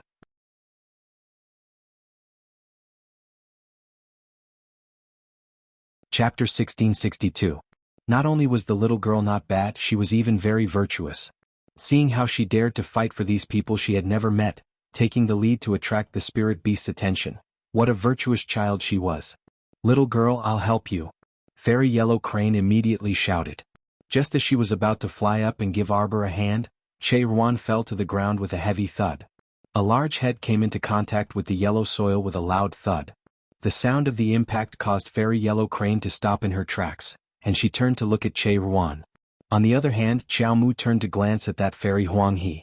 She blinked in bewilderment before hastily urging the spiritual beast beneath her to run towards Duanmu Qing and the others. She couldn't understand why the woman who was yelling at her just now suddenly wanted to help her. Sigh, a woman's heart was truly like a needle at the bottom of the ocean. Jojo couldn't understand. Seeing that Xiao Mu had finally brought that spirit beast back after expending so much effort, Duanmu Qing and the others immediately surrounded her. After another round of thorough gang beating, they finally disposed of that spirit beast. Arbor frowned as she looked at the mystic beast horde in the distance. She raised her hand to rub her nose and coughed lightly. Don't you guys feel that there are very few spirit beasts in this place? Wasn't it pitifully few? The medicinal powder had already attracted thousands of mystic beasts, but there were still no signs of spirit beasts. The two spirit beasts that occasionally ran over had to expend a great deal of effort to lure them out from the mystic beast horde. Could it be that there aren't many spirit beasts in this type of area? Qi Xianxian asked. Little Fatty nodded. I feel that it's possible. Then I'll make a medicinal powder to drive away the beast horde and talk after driving them away. Later we'll find a place closer to the second type of area and try this medicinal powder. Hearing this, everyone nodded in agreement. Arbor then summoned the 9 stars mirroring the moon cauldron from her conscious and placed it on the ground, beginning to refine the medicinal powder to drive away the mystic beasts. They felt that watching her refine medicine was simply a form of enjoyment. The little girl happily took out the herbs, put them in and refined them. The whole process only took a few minutes. Qi Xianxian could not help but ask, pill concoction is actually so simple? Arbor froze for a moment, then shook his head and said, it's this 9 stars mirroring the moon cauldron that's amazing. It simplifies the steps of refining medicine. Before this, when Arbor used the stew pot to refine pills, he had to go through the process of selecting the herbs and grinding the essences of the herbs. Of course, later on he had to look at the fire and control the heat of the stew pot. But now, the 9 stars mirroring the moon cauldron would automatically extract the essence of the medicinal herbs and draw out the impurities, so this step could be eliminated. Moreover, the step of watching the fire could be omitted, because the cauldron fire in the 9 stars mirroring the moon cauldron would adjust its power to suit the medicine in the cauldron. If he were to concoct pills, he might need to spend more time. After all, the formation of the pill also depended on whether or not the fire was ready. But now that Arbor was only refining some medicinal powder, it was too easy. He did not even need to use the fire to liquefy the herbs. Powder was the easiest to make, so it would only take about 4 to 5 minutes to complete. She liked this little cauldron more and more now. Back then, she had used a mystic breakthrough pill and a blood stasis dispersing pill to exchange for this cauldron. It was simply a treasure that she had picked up. After refining the medicinal powder, Arbor used a porcelain bottle to keep the powder. Have a meal before coming back. Chapter 1663. With a faint smile on her lips, Xiao Mu gently stroked her small cauldron. The small cauldron seemed to be sentient and seemed to know its owner's fondness for it. The cauldron even revealed a faint glow as if responding.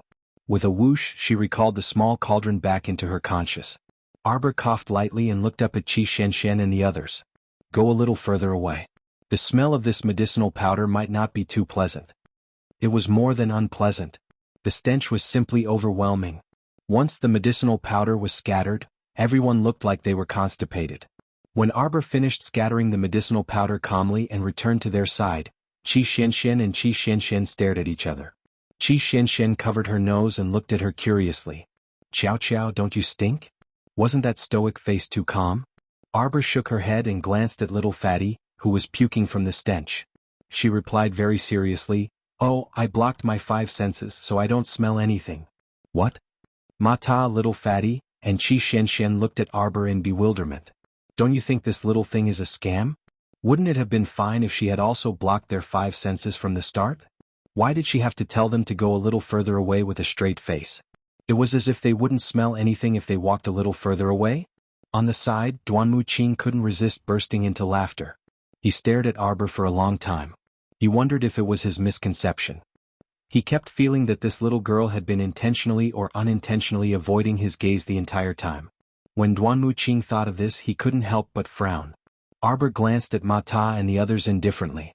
Her expression was simply that pair of cold and beautiful eyes were clearly saying, are you all idiots? You don't even know how to block your 5 senses when you stink. You still need others to teach you. Mata was speechless. Qi Xianxian and little Fatty exchanged glances and sighed in unison. Fine, they had been led into a trap by the little stoic. Let's go. Arbor waved her small hand. The 5 of them headed toward the second category area. The instructor had said before that they would have to bear the consequences of stepping into the second-class area. The second-type region had a divine beast overseeing it, and it was not to be trifled with. However, it wasn't impossible to do something strange at the entrance of a second-class area. Xiao Mu's party walked very quickly and soundlessly left from behind the giant rock. On the other hand, the groups of people who were fighting against the profound beasts were all extremely exhausted, and they sighed with emotion that their lives were about to end here. The Xian beasts have retreated. Someone suddenly shouted. Fairy Yellow Crane, who was holding a profound artifact with her trembling right hand, immediately discovered that the beast horde was slowly retreating. These beasts no longer attacked them crazily. Instead, they were like headless flies, fleeing in all directions. Fairy Yellow Crane's eyes flickered as she looked at the profound beasts that scattered like a tide. She let out a long sigh and said, "It's all thanks to that lady's help." "Fairy, what happened? I misunderstood him just now." That lady was of noble character and unquestionable integrity, leading a powerful spirit beast away without regard for her life, Fairy Yellow Crane praised endlessly. I think that these profound beasts probably retreated because they sensed the spirit beast's departure. Everyone finally understood when they heard this, and they all nodded in agreement with Fairy Yellow Crane. Only Fairy saw that righteous lady. That's right. If we meet her next time, we must thank that lady.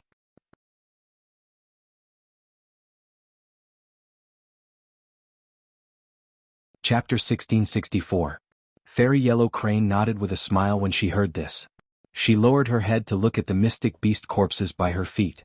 Everyone, clean up the battlefield and see if there are any mystic beast cores or similar items. Some mystic beast's fur and teeth can also be exchanged for a few spirit coins. Everyone, take whatever you want and split it amongst yourselves. Fairy Yellow Crane's voice fell, and the dozen or so members of her team immediately went forward in high spirits to clean up the mystic beast corpses on the ground. But very quickly, everyone discovered that there were so many mystic beast corpses on the ground, but not a single crystal core could be found. Fairy, this is really strange. This mystic beast sawtooth wolf doesn't even have a single tooth. Oh right, I've been looking for so long, but I haven't seen any mystic beast with a crystal core in its head. Fairy, I only found 3 fire viper gallbladders. The other fire vipers were completely empty without any gallbladders. Fairy Yellow Crane was taken aback. She went forward and bent down to examine. Indeed, she saw many mystic beast skulls that had clearly been dug open. But what was strange was that these skulls did not seem to have been cut open by a blade. Instead, they seemed to have been clawed open by some sharp object. Fairy Yellow Crane was puzzled and could only stand up and say, "It seems that there should be some powerful spirit beast hiding in the dark. Let's hurry and pack up and leave Lava Mountain Range immediately." Master, look at this. The fire sable's fur can be used to make a fire sable cloak for Master. The teeth of a sharp-toothed wolf. Master, do you like a collar made from sharp-toothed wolf teeth? I don't like it. Arbor had a headache as she interrupted the noisy little fat squirrel. TSK, Master, if you don't want them, you can sell them all for money. And this fire viper gallbladders. Do you like them, Master? Arbor's face was stoic as she put away the 2 storage talismans that the little fat squirrel handed over into her waist pouch. She nodded and said, "Not bad." The fire viper's gallbladders were a necessary ingredient for refining fire spirit pills. They were good stuff. The fat squirrel immediately chirped happily. Master said she liked them. Arbor turned his head slightly and immediately saw the 4 people's stunned expressions. It turned out that Jojo had sent this fat squirrel to clean up the battlefield with a storage talisman in advance. What else could he have left behind? The 4 could not help but silently light a row of candles for Fairy Yellow Crane and the others in their hearts. He felt that if Yellow Crane Fairy and the others knew the truth, they would definitely beat Jojo to death. Not only did this person take away a lot of crystal cores and snake gallbladders, in the end, he didn't even let go of the teeth and fur of the profound beasts. Arbor carried the rather heavy little fat squirrel and walked in front of everyone with an indifferent expression. She didn't think that little Chirpy had gone overboard at all. That's how it should be. Moreover, she had spent a great deal of effort to lure those profound beasts over, so the spoils of war naturally couldn't benefit Che Ruman's group. The 5 of them followed the map in their memories and arrived at the intersection of the 2nd and 1st category areas. The crimson rocks here were even larger than those in the 1st category areas. Each piece was as tall as an adult man. All kinds of rocks were oddly jagged and stood in picturesque disorder in front of them. Arbor took out the medicinal powder that attracted the profound beasts from her pocket and made a gesture for the 4 of them to spread out. Then she scattered some of the medicinal powder. Not long after, they heard 2 beast roars coming from the depths of the stone forest. See you tomorrow.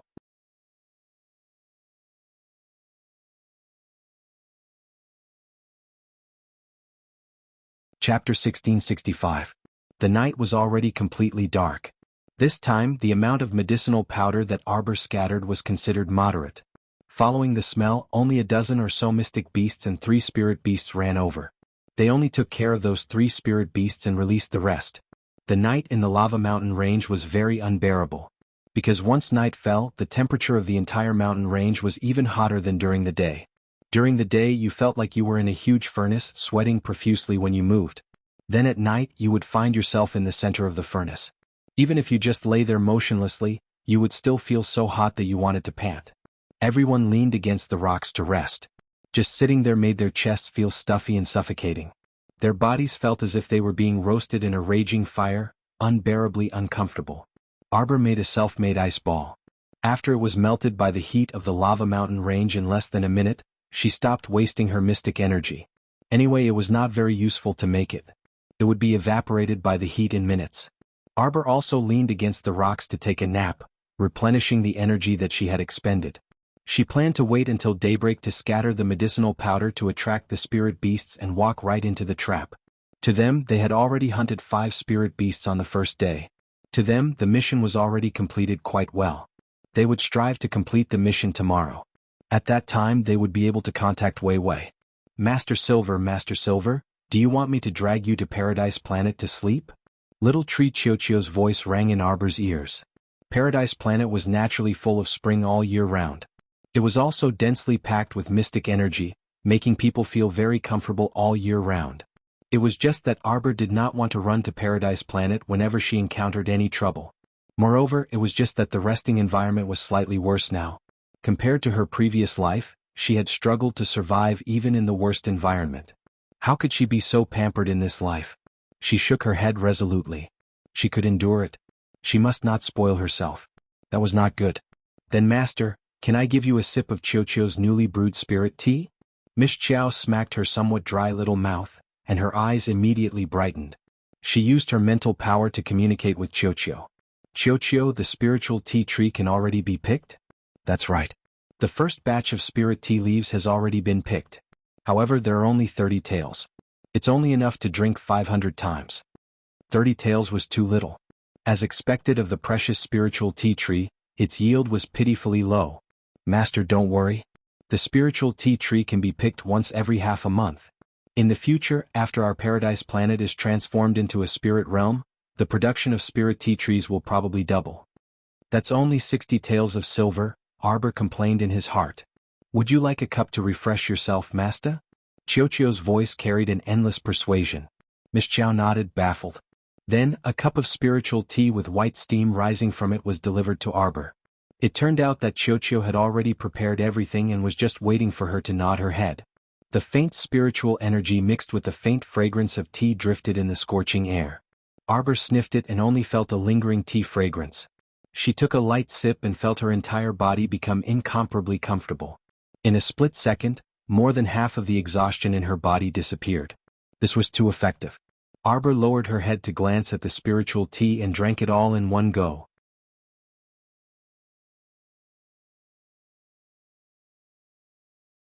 Chapter 1666. After drinking a cup of tea, the fragrance lingered in her teeth and cheeks, and she felt relaxed. Arbor only felt that her body was warm and cozy, and she could no longer feel the burning sensation from the fire. It was as if her entire body was soaking in a hot spring, extremely comfortable. Ball, pour me another cup. Is this brewed with spirit tea leaves that are half a tael and a fin? Yes, Master. Masta's measurement of medicinal herbs was extremely accurate. Naturally, she could accurately tell the amount of spirit tea in one cup. A green vine took the teacup back to Paradise Planet, and within a second handed another cup of steaming hot spirit tea to Arbor. After drinking another cup of spirit tea, Arbor felt that the mystic energy in her body that had been depleted had completely returned. After drinking the third cup, Arbor could feel a trace of spirit energy circulating slightly in her meridians, slowly flowing through her body. Under the mystic energy in her body, this bit of spirit energy was like a clay ox entering the sea, immediately sinking and disappearing without a trace. However, this could not be denied. If this spirit tea was drunk over a long period of time, it would naturally imperceptibly change the meridians in her body, helping her to shape her spirit meridians, and increasing the spirit energy in her body. When the tea was brewed for the fourth time, the effects were slightly less effective. After drinking 7 cups of water in a row, Arbor felt that the spirit tea in her cup was no different from ordinary tea leaves. However, when ordinary tea leaves were brewed for the 7th time, they were basically so bland that they could not taste anything. Arbor put down the teacup, only feeling that her physical strength had recovered to an extremely optimal state. Even if 3 spirit beasts ran over right now, she could still beat them 3 times in a row. Ball, brew another 4 people's worth of tea. She wanted to treat her teammates to tea. Ball nagged, this tea is too expensive. Right now it's only enough for 500 people. The more you drink, the less you get. Moreover, with their weak bodies, how can they endure this spirit tea? Although it nagged incessantly, Ball still ran off to brew the tea. Not long after, it told her that the tea was ready. Arbor turned a deaf ear to Ball's nagging. Thus, she excitedly got up and ran over to wake up her teammates one by one with great interest. Duanmuqing was not in a deep sleep. When he felt someone walk to his side, his eyes suddenly opened. Arbor was hesitating whether or not he should reach out to push him when he suddenly saw him open his eyes. He subconsciously took a step back and looked away guiltily. He coughed lightly and said, since you're awake, get up and drink some tea. The little fatty raised his hand and yawned. His eyes were hazy as he said, Jojo, I thought some profound beast would attack us in the middle of the night. What's wrong with this kid? Waking them up in the middle of the night for tea. Why are you drinking tea? I want to sleep. Qi Xianxian sat there with her head drooping. She felt that her entire body was drenched in sweat. Her entire body felt sticky and uncomfortable. Come have some tea. Arbor handed cups of tea to the 5 of them. Drink up. Unable to refuse such hospitality, the 4 of them picked up their teacups and drank. After sleeping for most of the night, he indeed felt very thirsty. This cup of tea came at the right time. After drinking a cup of tea, the 4 of them widened their eyes. It was as if the little fatty's soul had returned to him. He stuttered, Jojo, this tea? How strange. Where did Jojo get the tea in the middle of the night? It was still fucking hot. How do you feel? Arbor wanted to know if the effects of the spirit tea they drank were the same as hers.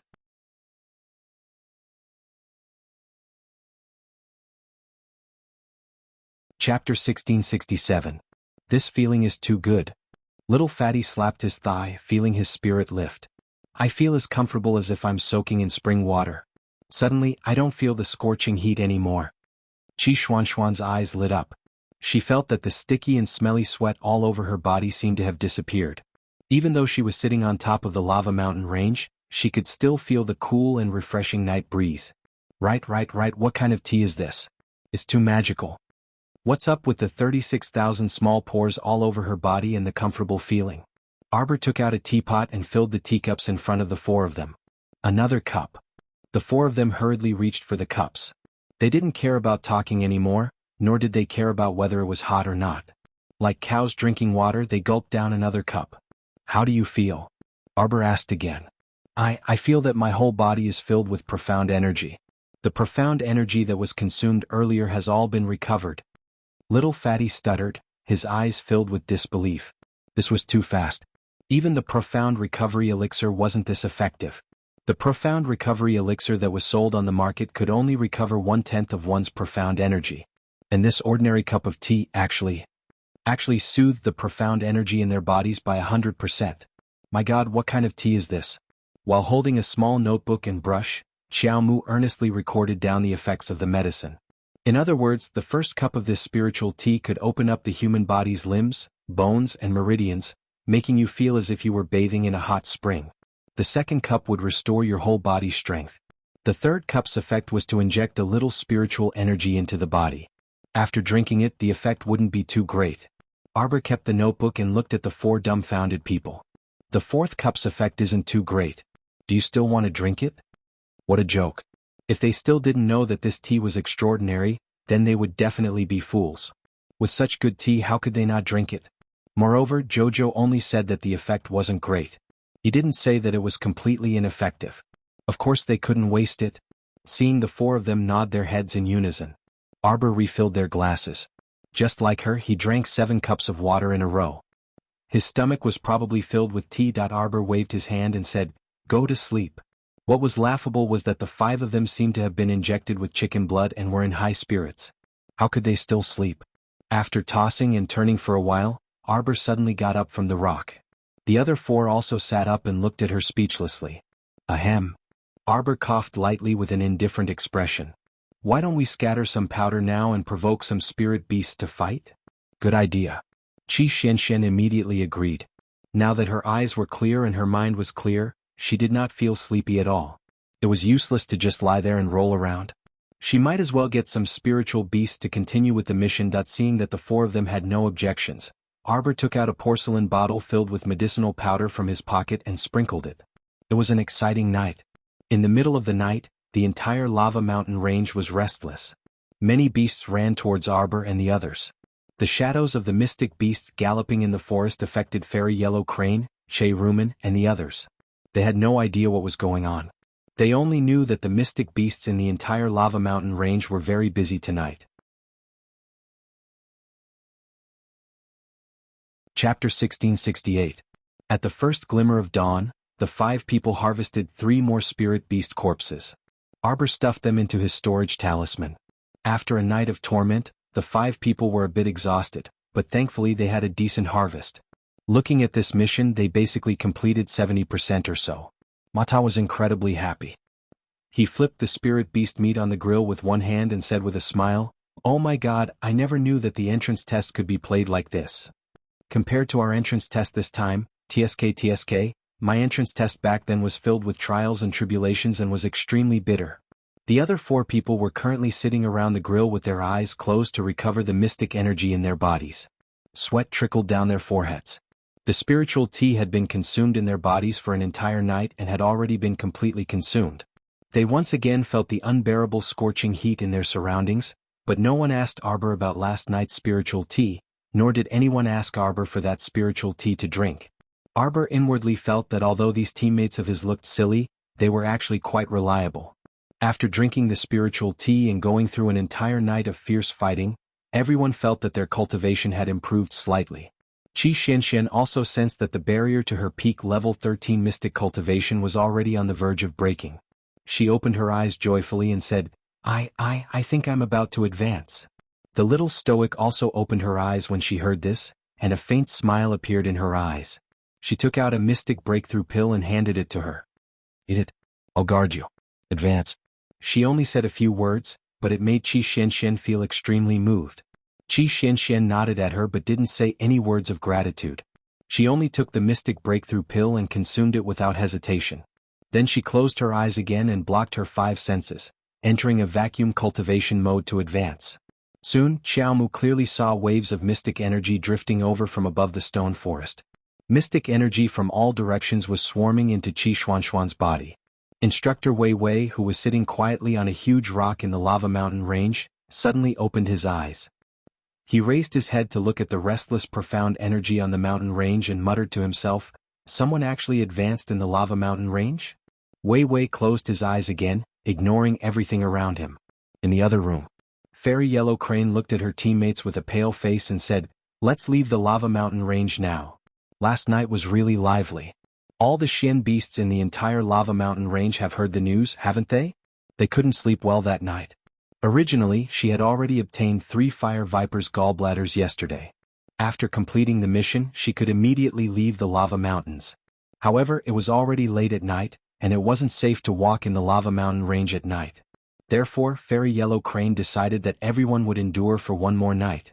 After resting enough, they would set off the next morning. In the end, things didn't go as planned. That night, let alone rest, Fairy Yellow Crane and the others were all on tenterhooks, not daring to close their eyes. They were worried that those mischievous mystic beasts would be blind and surround them at some point. After spending a deceptive night, when everyone was resolutely planning to leave, Fairy Yellow Crane also discovered that mystic energy from all directions was gathering in one place in the sky above the mountain range.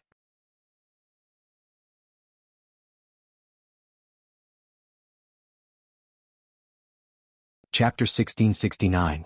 Fairy Yellow Crane glanced over in shock and muttered to herself, "Someone actually advanced in such a harsh environment." Then she did not pay any more attention to it and led the team back to where they came from. Wait. A weak voice came from beside her, causing Fairy Yellow Crane to stop in her tracks. Fairy Yellow Crane turned her head and saw Che Rumen, who looked exhausted. She was half lying in Li Qian's arms and waving at her. "Friend, can you sell us some water?" After a series of fierce battles, not only did Che Rumen feel exhausted, but she could not even lift her hands. Even the feeling of longing for water was driving her crazy. She wanted to drink water. Now was the time. However, all of the teammates in the team had also drunk all the water on them during the fierce battle. In the process of fighting with the mystical beasts, they had consumed a lot of their physical strength. Only by constantly replenishing their water could they barely support themselves from falling to the ground. Although they persevered in the end, they ran out of water on the second day of the test. This made them feel very confused. After all, the mission given to their team by the instructor was to kill 10 spirit beasts of level 1 and above. In the army of mystical beasts they encountered yesterday, they basically did not see any spirit beasts. Even if there were, who would have the energy to specifically capture spirit beasts when they were about to lose their lives? Fairy Yellow Crane was a woman with a good temperament. Seeing Che Rumen's situation, she could not help but feel a trace of sympathy. She raised her hand and took out the only 2 jugs of water in her inner world. She handed them to Che Rumen and said, "The dozen or so jugs of water I brought in are almost all used up. Take these 2 jugs, but I see that your situation is very bad. If possible, you might as well leave with us and go to a nearby village to replenish your supplies first. There are no villages within 100 kilometers of here. The closest to the lava mountain range is Anka City. Then let's go to Anka City." No. Che Rumen bit her lip and shook her head. "Our team's mission is not complete yet. Can you ask your team members to bring us a few jugs of water? You're leaving the lava mountain range anyway, so you should be able to reach Anka City by tonight at the latest." Fairy Yellow Crane looked back at her team members behind her with some difficulty. Some members were cautious and lowered their heads to avoid meeting Fairy Yellow Crane's gaze. That was a clear rejection. Fairy Yellow Crane naturally did not want to force her team members. After all, they had yet to leave the lava mountain range. In this special environment they were not completely safe. Only 2 members, seeing that Fairy Yellow Crane was in a difficult position, stood up and handed 2 jugs of water to Che Rumen. Che Rumen was somewhat dissatisfied. Fairy Yellow Crane's group of more than 10 people only gave them 6 jugs of water. This was too stingy. However, there was nothing she could do. She could only watch as Fairy Yellow Crane's group left. Che Rumen turned her head and looked at Li Qian, who was breathing heavily. "Li Qian, you promised that you would get first place in this competition." Li Qian's eyes flashed with impatience. Who knew that the environment of this lava mountain range would be so harsh? The 2 of them were about to quarrel again. On the other hand, the level 13 mystic cultivator who joined last advised with a vulgar smile, "It's not impossible to take first place." Chapter 1670. Che Rumen turned to look at him. That wretched man with a protruding mouth and monkey-like cheeks chuckled again. "Miss Che, do you still remember the mission that the instructor assigned to that team from Arbor?" Che Rumen was taken aback, but soon after, her expression turned joyous. "You mean we will find Xiao Mu's team and stealthily follow behind them, waiting for an opportunity to steal the cores of the spirit beasts they killed?" The wretched man stroked his short beard and chuckled mischievously. "This is a low-level method. How many spirit beasts can we steal from them? If they become vigilant, with the strength of their team members, we absolutely won't have a good time in their hands." "Then what good idea do you have?" The wretched man took out a talisman shining with a faint blue light from his pocket. "Miss Che, please take a look. This is a yellow-level puppet talisman. Secretly stick it on that little girl and I guarantee that she'll be obedient for 7 days." The wretched man chuckled mischievously again. Che Rumen and the others were slightly startled. The level 14 mystic cultivator in the team, Zhu Bozong, couldn't help but frown. "Why do you have such a dirty thing like a talisman?" People like talisman masters were loathsome existences no matter where they were. Their minds were too dark and terrifying, and they often hid in the dark to give people a fatal blow. The people they plotted against were still so foolish that they couldn't tell what was going on. The wretched man chuckled. "You don't need to worry about that. In any case, I have my own channels. Just say if everyone wants to do it or not. I'm telling you, this talisman of mine has a great origin.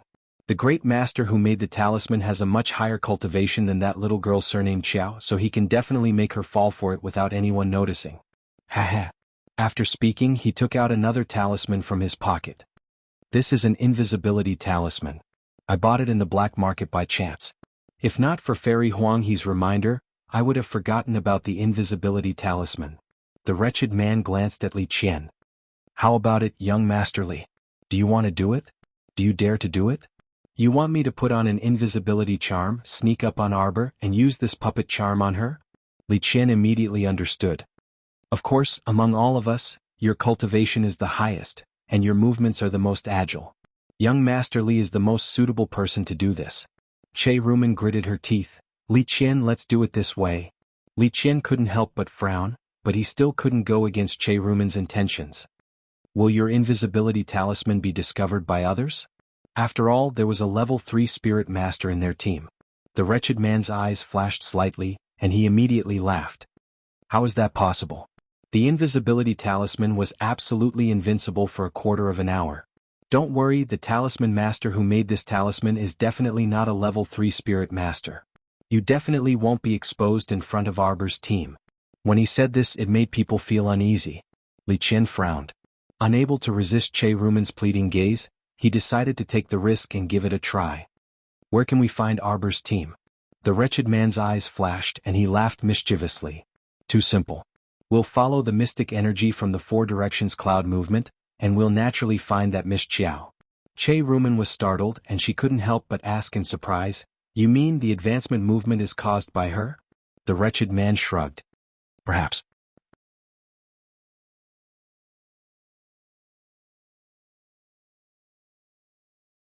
Chapter 1671. Following the direction of the surge of mystic energy, Che Rumen and the others indeed found traces of Arbor's group of 5. Che Rumen couldn't help but glance at that vulgar man. Who exactly was this person? Why was he so sure that someone from Arbor's team had advanced? Although it wasn't that loathsome Miss Qiao who had advanced, if someone from Arbor's team had advanced, it meant that their team's strength had improved yet again. This wasn't a good thing that was worth praising. I'll go now? Li Qian lowered his voice and asked. The vulgar man grabbed him. Young Master Li, let's make things clear first. I'll help your team get first place in this competition. After the competition ends, I'll deal with Miss Qiao. Li Qian couldn't help but be startled. What do you mean? We're all in the same boat. How could young Master Li not understand? The vulgar man revealed his black teeth and snickered at Li Qian. Li Qian immediately understood, but he looked down on the vulgar man in front of him. I didn't expect this brother to like this type. That Miss Qiao looked like she hadn't reached marriageable age. She was too young. Although she was very beautiful, her entire person was as cold as a jade carving. Li Qian didn't like this. The vulgar man chuckled. Go. Li Qian stuck the invisibility talisman on himself and felt a strange force enter his body. Immediately, he heard Che Rumen exclaim in a low voice. Li Qian disappeared. Li Qian couldn't help but feel more confident. He left Che Rumen and the others' hiding place and walked briskly towards Arbor's group of 5. Arbor should be guarding Qi Xianxian. Senior brother Mata was sitting at the side, flipping the barbecued meat on the rack.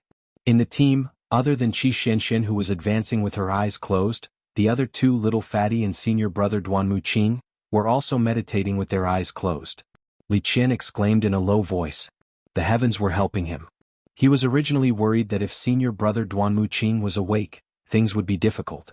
He didn't expect that only senior brother Arbor and senior brother Mata were guarding. If this was the case, the success rate would be higher. As long as he stealthily snuck to Qiao Mu's side and, as the vulgar man said, stuck that puppet curse onto her without anyone noticing, the powerful curse's power would enter her conscious and immediately take control of her movements. At that time, for 7 days, she would have no choice but to obey orders. Of course, the control of Qiao Mu, this little puppet, would most likely still fall into the vulgar man's hands. That was because the wretched man had never told him how to use the puppet charm. Li Qian silently arrived in front of Qiao Mu, but his body suddenly stiffened. This was because he noticed that Miss Qiao had raised her head and was looking at him coldly and mercilessly. Immediately, cold sweat dripped down from his forehead.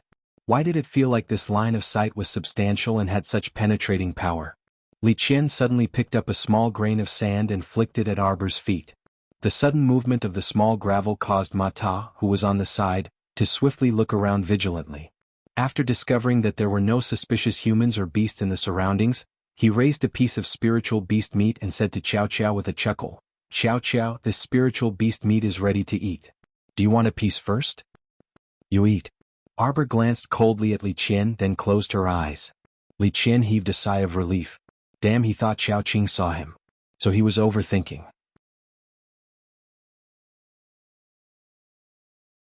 Chapter 1672. However, was he really thinking too much? Li Qian thought that he had silently sneaked forward and that Arbor had not noticed him at all. When he reached into his pocket and took out the puppet amulet, he then saw Xiaomu coldly glare at him. That gaze was clearly. Her gaze was focused on his face. Shit. She could actually see him? Li Qian cursed the wretched man in his heart. His pupils constricted. He was about to dodge to the side and retreat. Arbor raised her hand and a light screen suddenly covered Li Qian's body. Li Qian was trapped in an inverted transparent cover and his expression changed slightly. Arbor looked at him without a trace of pity in her eyes. There was only a deep chill. The moment the defensive lightning cover opened, hundreds of lightning bolts intertwined towards Li Qian's head. Trapped in the small defensive lightning cover, Li Qian could only cover his head and flee like a rat, constantly dodging the lightning bolts in the defensive lightning cover. At this moment, Che Rumen and the others who were hiding behind the rock were also stunned. What's going on? Che Rumen turned to look at the vulgar man. Didn't you say that no one would discover Li Qian within 15 minutes? What was the situation now? Was Li Qian being controlled by some spirit weapon? Li Qian was a level 1 spirit master and was so flustered in this transparent cover. It could be seen that this spirit weapon was not ordinary. At this moment, Mata, who was worrying about the lack of salt on the barbecued meat, also jumped up from the ground and looked at the figure that appeared in the defensive lightning cover in shock. There was clearly no one there just now. This guy used an invisibility amulet and thought that no one could see him. Arbor said coldly. Idiot. The person who made this invisibility amulet had a higher cultivation level than her, but so what? In order to protect Qi Xianxian, she had been vigilantly using her spiritual eye to scan the surroundings. Under her spiritual eye, this person had nowhere to hide. Moreover, as a yellow-rank great talisman master, even with his eyes closed, he was able to sense the flow of talisman power in the air. Even if her cultivation was inferior to the other parties, talisman energy couldn't deceive people. This person was like a fool, openly walking in front of the great talisman master. Did he think that she couldn't sense the faint trace of talisman energy on his body? You're that rank 1 spirit master Li Qian. Mata recognized him. When his cultivation exploded earlier, everyone's attention was focused on the few high-level mystic cultivators and spiritualists, so it was very easy to recognize him. When Li Qian realized that he couldn't break free from the defensive thunder barrier, his eyes revealed a trace of fear. What do we do now? Che Rumen nervously looked at the wretched man.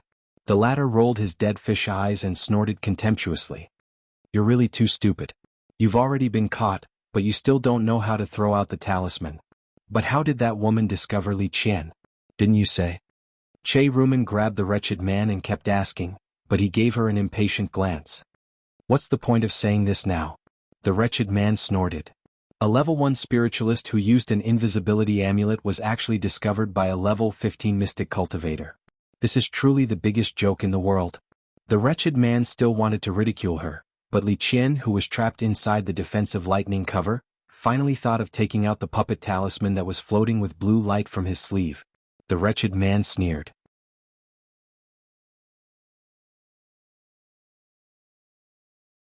Chapter 1673. Humph, idiot. The vulgar man sneered, you should have taken it out earlier. Talismans wouldn't be blocked by spirit weapons. At such a close distance, the talisman would definitely be able to pass through the spirit weapon's cover and directly enter the little girl's consciousness. At that time, the vulgar man's eyes were filled with a determined flame. However, in the next second, this person's eyeballs almost popped out of their sockets. He stood stiffly beside Che Rumen as if he had been petrified. He slowly raised his hand. Suddenly, he clutched his chest. A mouthful of blood violently spurted out from his mouth. The vulgar man was greatly alarmed. He secretly cursed. What was this situation? Backlash. Not only was the puppet talisman that he created ineffective against the little girl, it even backfired on him. How was this possible? At the same time that the vulgar man was shocked, his entire body was on the verge of collapse and he almost fell on his butt. Arbor's ice bead-like eyes were already looking towards his hiding place. The talisman that this guy threw over emitted a special dark aura. Arbor instantly realized that the talisman in Li Qian's hand was puppet talisman. At this time, the vulgar man Tan Fa was also extremely shocked. According to the level of a talisman master, this vulgar man's talent was actually quite high. At least among the disciples of the same sect, his talisman talent was very outstanding. Compared to the martial uncles of the same sect who had been by the Grandmaster's side since they were young and could only reach the level of a high-level talisman master after studying for so long, the vulgar man Tan-Fa's talent was obviously higher. Talisman masters were different from talisman masters. Compared to the systematic inheritance of talisman masters, the forbidden technique of talisman masters had actually been more or less submerged in the torrent of history. At least, it was impossible to have a systematic and traditional learning method like talisman masters. Talismans were passed down by word of mouth and had to be learned in secret. Because once people discovered that you were a talisman master, you would face the danger of being burned to death. The vulgar man Tan-Fa, through this arduous process of learning talismans, finally stepped into the realm of a great yellow-level talisman master with great difficulty. He even believed that compared to talisman masters of the same level, his ability would definitely surpass talisman masters by a large margin. However, Tan-Fa did not understand why he would suffer a backlash from the puppet charm. Currently, his conscience was in extreme pain, and his reason was telling him that he had to leave the scene immediately. Otherwise he might suffer an even more severe blow. That was why he held his head, and under Zhu Bozong and Peng Guang's line of sight, he pressed down on Che Rumen's left shoulder. Suddenly, he raised his left hand, and a teleportation glyph array formed by 24 jade slips appeared under his feet. Rumen! Zhu Bozong and Peng Guang cried out in shock. In the blink of an eye, the wretched man, Tan-Fa, grabbed Che Rumen and disappeared into the transfer glyph array. The last thing they saw was Che Rumen's deathly pale face. At that moment, Che Rumen found that he could not resist at all. When this seemingly level 13 great mystic cultivator pressed down on her left shoulder, she felt a chill run down her spine. In that instant, Che Rumen felt as though all the strength in her body had been sucked out, and she couldn't even use the slightest bit of profound energy. Che Rumen looked at her companion in horror, and then disappeared from the teleportation array glyphs. The teleportation glyph array appeared suddenly and disappeared just as quickly. When Xiao Mu shot over like an arrow.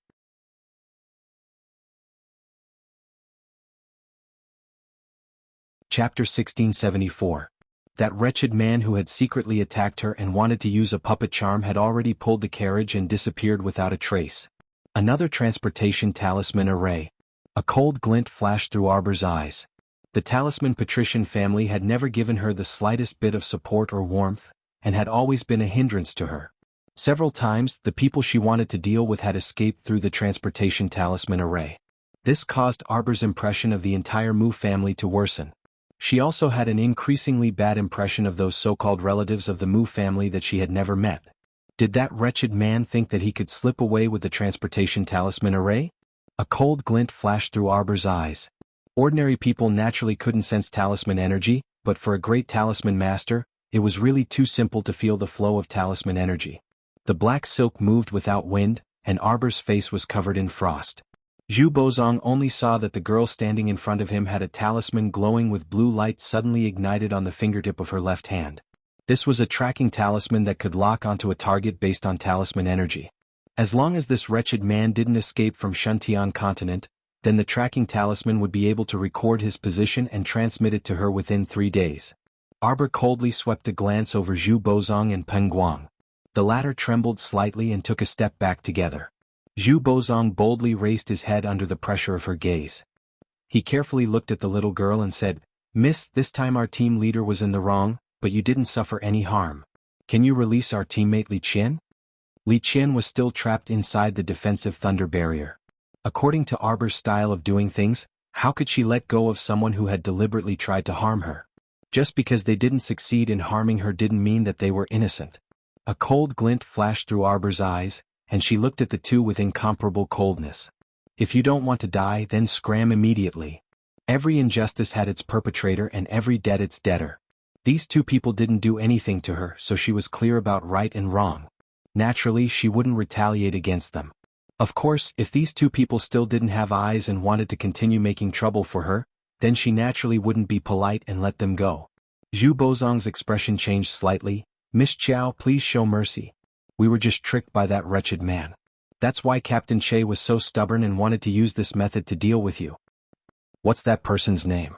Arbor asked coldly. "I only know that her name is Tan-Fa." "Yes, we only know that his name is Tan-Fa. We really don't know anything else about him." "You've been together for a day and a night as teammates. You don't know anything?" "Miss Chiao, every word we said is true. Please verify it. Zhu Bokong said seriously. Arbor snorted. A person of unknown origin actually dares to be randomly assigned to his own team. I'm starting to sympathize with your captain. Why do you think Tan Fa wanted to drag her along? Hearing this, Zhu Bozong stiffened and stared blankly at the little girl in front of him. Before this, Tan Fa had acted very wretched in front of them, and he had repeatedly emphasized that he wanted to capture this little girl in front of him.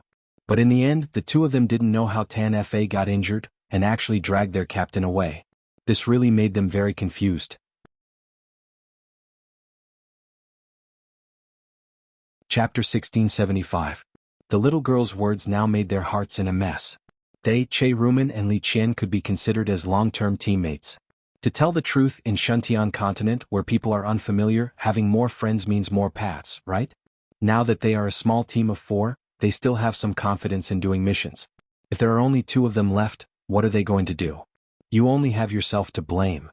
Arbor coldly glances at the 2 of them, then says, "You can scram now." Zhu Bozong still wants to persuade her, but his companion tugs at his sleeve. Little girl, where it is possible to make mistakes, one should spare them. Peng Guang says, although Li Qian has offended you, but seeing that you are not injured at all, can you be magnanimous and let him go? To people who want to kill me, I will never give them a chance to live. Arbor indifferently throws down these words, and Li Qian's panicked and fearful cries immediately come from inside the defensive thunder barrier. Zhu Bozong and Peng Guang turn around to look. They see Li Qian being cut into pieces by streaks of crisscrossing lightning. He really doesn't have the least bit of room to resist. A level 1 spirit master, in a matter of minutes, completely died in front of them. Zhu Bozong and Peng Guang look at Arbor with a huge change in expression, and a chill rises in their hearts. They only feel that the girl in front of them is very frightening. You wanted to use the puppet charm to control me, but didn't succeed, doesn't mean you didn't do it. If I was just a weak girl? This time you have already succeeded. Don't look at me with such innocent eyes. You two are very clear in your hearts, you are not innocent at all, right? After saying that, she expressionlessly sweeps a glance at them, then turns around and leaves. Her fingertips turn slightly, and the defensive thunder barrier is taken back by her. Turning back to meet Mata's eyes, she sees that he doesn't show any displeasure or disapproval, but calmly looks at her and smiles slightly. Mata suddenly raises his hand, holding up the roasted spirit beast meat, and chuckles. Jojo, I found a bit of salt in Little Fatty's pocket with great difficulty. I smeared some on this spirit beast meat. Now it finally has a little taste. Don't you plan to have a taste? I've been roasting it for a long time. Arbor smiled faintly. For some reason, his gloomy mood became somewhat cheerful. Qi Xianxian spent more than half a day meditating to advance her cultivation. It wasn't until evening that she opened her eyes and said to her 4 teammates with a smile, I skipped the entry stage of level 14 Mystic Cultivator and directly entered the gradual attainment stage. What do you think? The little fatty was extremely envious. He stared at Qi Xianxian and said, Hey, you're awesome. In the Lava Mountain range, how the hell did he manage to pass the entrance test? Do you really have to be so lucky? Qi Xianxian chuckled and said, I don't believe that your cultivation base didn't improve at all after drinking the spirit tea. From the looks of it, you're only a small step away from breaking through to the spirit realm. Oh, maybe it's only half a step. Hearing that, the little fatty rubbed his nose and chuckled. Ha, I really can't hide anything from your eyes. That is indeed the case. I see that it's getting late today. Arbor said softly, Xianxian has advanced for a day, so she should have a good rest now. Let's stay here for now and relax.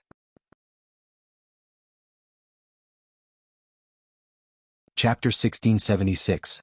When the sun rises tomorrow, we will enter the second-class area and scatter some medicinal powder at the entrance of the second-class area to attract the spirit beasts.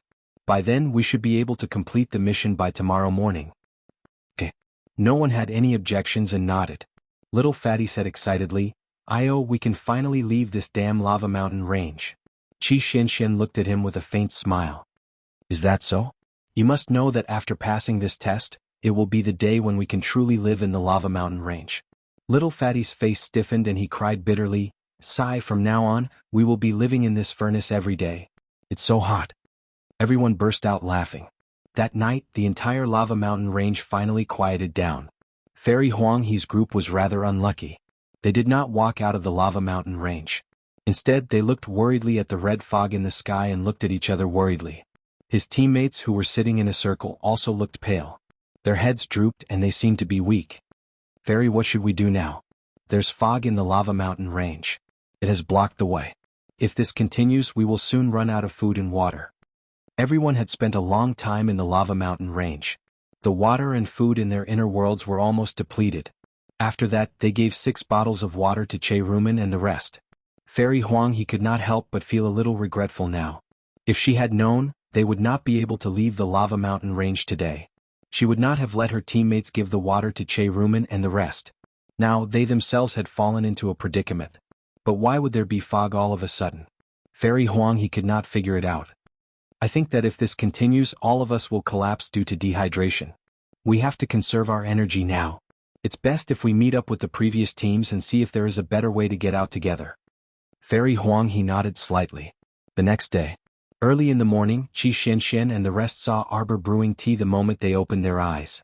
Their eyes lit up at the same time.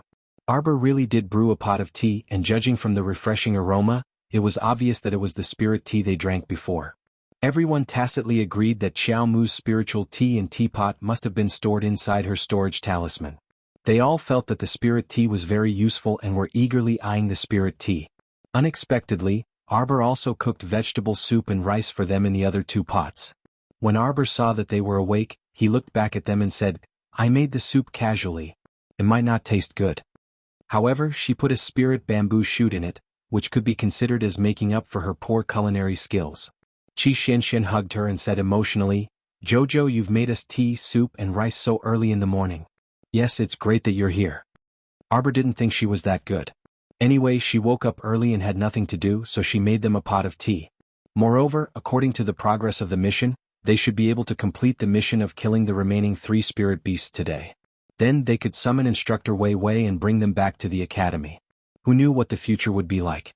When the team returned to the academy, they would naturally disband. Since it was fate that brought them together, they should cherish this fate. Chapter 1677. The lava mountain range was simply too hot. She also felt extremely uncomfortable staying here. One had to know that the sacred water was still circulating in her body. The sacred water could suppress the heat in the first place, so her situation should be the best among the 5 of them. Arbor tilted his head to look at them and said to the 4 of them, "Do you guys want to drink the spirit tea first or the soup first?" Of course it's the spirit tea. Was there a need to ask? The 4 of them simultaneously glanced at the pot of tea. Arbor picked up the teapot and filled the small cups in front of everyone. The 5 of them drank together. After drinking 3 cups of tea in succession, Arbor called everyone over to drink the soup. Other than the vegetable soup, there was also rice. It was early in the morning, and they were just in time to go up the mountain to hunt spirit beasts after eating rice with vegetables and soup. Everyone only felt that this meal was hilarious. After a full meal, they felt that their bodies were emitting an endless amount of energy. This could be said to be the vigor of dragons and ferocity of tigers. Everyone felt that their bodies were brimming with mystic energy. After eating this rice breakfast, Arbor led them to the 2nd category area. He found a place with a wider view and sprinkled medicinal powder. There were indeed many more spirit beasts in the 2nd category area than in the 1st category area. Not long after, more than 10 blind spirit beasts ran over. Arbor's group only needed to complete the mission of 3 spirit beasts. Even if they killed more spirit beasts, there wouldn't be any rewards. Thus, the 5 of them looked at each other in unison and stealthily hid to the side. They lured the 3 spirit beasts into the 1st category area and quickly took care of them. Just as Arbor was about to disperse the remaining spirit beasts, a beast roar came from the 2nd category area. This beast roar was different from those low-level spirit beasts from before. That roar was simply earth-shattering, causing everyone's hearts to tremble. The entire lava mountain range was covered by this beast roar. Instructor Wei Wei, who was resting with his eyes closed, suddenly opened his eyes and secretly cursed. He had already rushed in the direction of the beast roar. Arbor's group of 5 was ready for battle. They all looked at a pair of bell-sized eyes that peeked out from the stone forest. Its snow-white fur came into view. In less than a second, a snow leopard suddenly rushed out from the stone forest. Qi Xianxian and the other 3 felt their hearts tighten. Their fingers turned slightly pale as they raised their weapons and aimed them at the snow leopard. Arbor looked at the snow leopard, how should he put it? Felt like déjà vu? Déjà vu? Why did it feel like déjà vu? At this moment, Instructor Wei Wei's roar came from behind, "Disperse!" Then a surge of spiritual energy rushed towards the snow leopard. Everyone saw the spiritual energy in Instructor Wei Wei's hand turn into a spiritual bird. He suddenly charged towards the snow leopard. However, the snow leopard didn't even raise its head. Instead, it stretched out its paw and slapped the spirit bird drawn by Instructor Wei Wei to death. Instructor Wei Wei spat out a mouthful of blood and immediately took a few steps back. He turned his head to look at the 5 dumbfounded people and roared, "What are you all still standing there for? Hurry up and run." The 5 Arbor players felt that Teacher Wei Wei was also a little funny. Didn't he say that he wouldn't care if they lived or died? Could it be that he was also a stubborn instructor? Instructor Wei Wei's sudden gentleness towards them and his cold face suddenly changed into an anxious look, which made everyone feel very strange. The 6th watch ended. Chapter 1678. Hurry and leave. I'll hold this place off first. Instructor Wei Wei struggled to prop himself up and stood in front of everyone as he berated anxiously. Just as he was about to attack the snow leopard again, Little Fatty's loud roar suddenly came from behind. Everyone turned to look and saw Little Fatty abruptly dart out from Instructor Wei Wei's side. His chubby body was like a ball as he fiercely smashed towards the snow leopard. Arbor and the other 3 could not help but cover their eyes. Little Fatty rapidly rolled in front of the snow leopard like a wheel, but the latter did not even look at him. It raised its front paw and directly smacked Little Fatty's head hard. Little Fatty was instantly sent flying. That snow leopard understood human nature very well. When it saw Little Fatty fly out, it actually raised its leg and kicked Little Fatty's chubby butt again. Therefore, Little Fatty undoubtedly used a speed faster than when he came and rolled back like he was flying. Furthermore, it was accompanied by a soul-stirring howl. Everyone was instantly extremely embarrassed as they silently glanced at the funny Little Fatty. Their gazes met, and they looked at each other in bewilderment. Little Fatty rolled all the way until he was very far away before he steadied himself. His chubby round face instantly flushed red as he struggled to move his arms and legs, looking like he wanted to immediately roll back. Arbor could not help but reach out and remind him, "Stand up." Only then did the Little Fatty suddenly jump up, rolling and crawling as he jumped up from the ground. The snow leopard indifferently glanced at Little Fatty. That little gaze was simply filled with endless contempt. Even though Little Fatty was not the person involved, Qi Xinshen still felt her balls hurt when she saw it. Little Fatty even flew into a rage out of humiliation as he glared at the snow leopard. This fellow's entire body was full of round meat. Other than being a little dusty, he did not suffer any injuries. The proud snow leopard did not seem to really want to kill him either. Perhaps it was because it looked down on Little Fatty's cultivation very much. It completely treated Little Fatty as a fly that flew over and just swatted him away. Little Fatty also understood the snow leopard's gaze and was immediately infuriated by its contemptuous gaze. A scholar prefers death to humiliation. He was a dignified peak level 15 mystic cultivator, so why did it seem like he couldn't deal with this leopard? Seeing the Little Fatty charging forward again without fear of death, Instructor Wei Wei's gaze suddenly changed. Was there a hole in this guy's head? Even the spiritual technique that he, a level 12 great spiritual master, had just thrown out had been instantly swatted back by the snow leopard. Alright? Just based on this little fellow's flowery but impractical moves, what could he do to this divine beast in front of him? Stop joking around. Little Fatty summoned a double-headed hammer from his conscious and charged towards the snow leopard while carrying his broken hammer. It was as if he was going to fight the divine beast to the death. Instructor Wei Wei suddenly took a step forward, and the figure that was flying towards Little Fatty was a flying kick. He immediately stomped on the ground and kicked the Little Fatty out of the sky.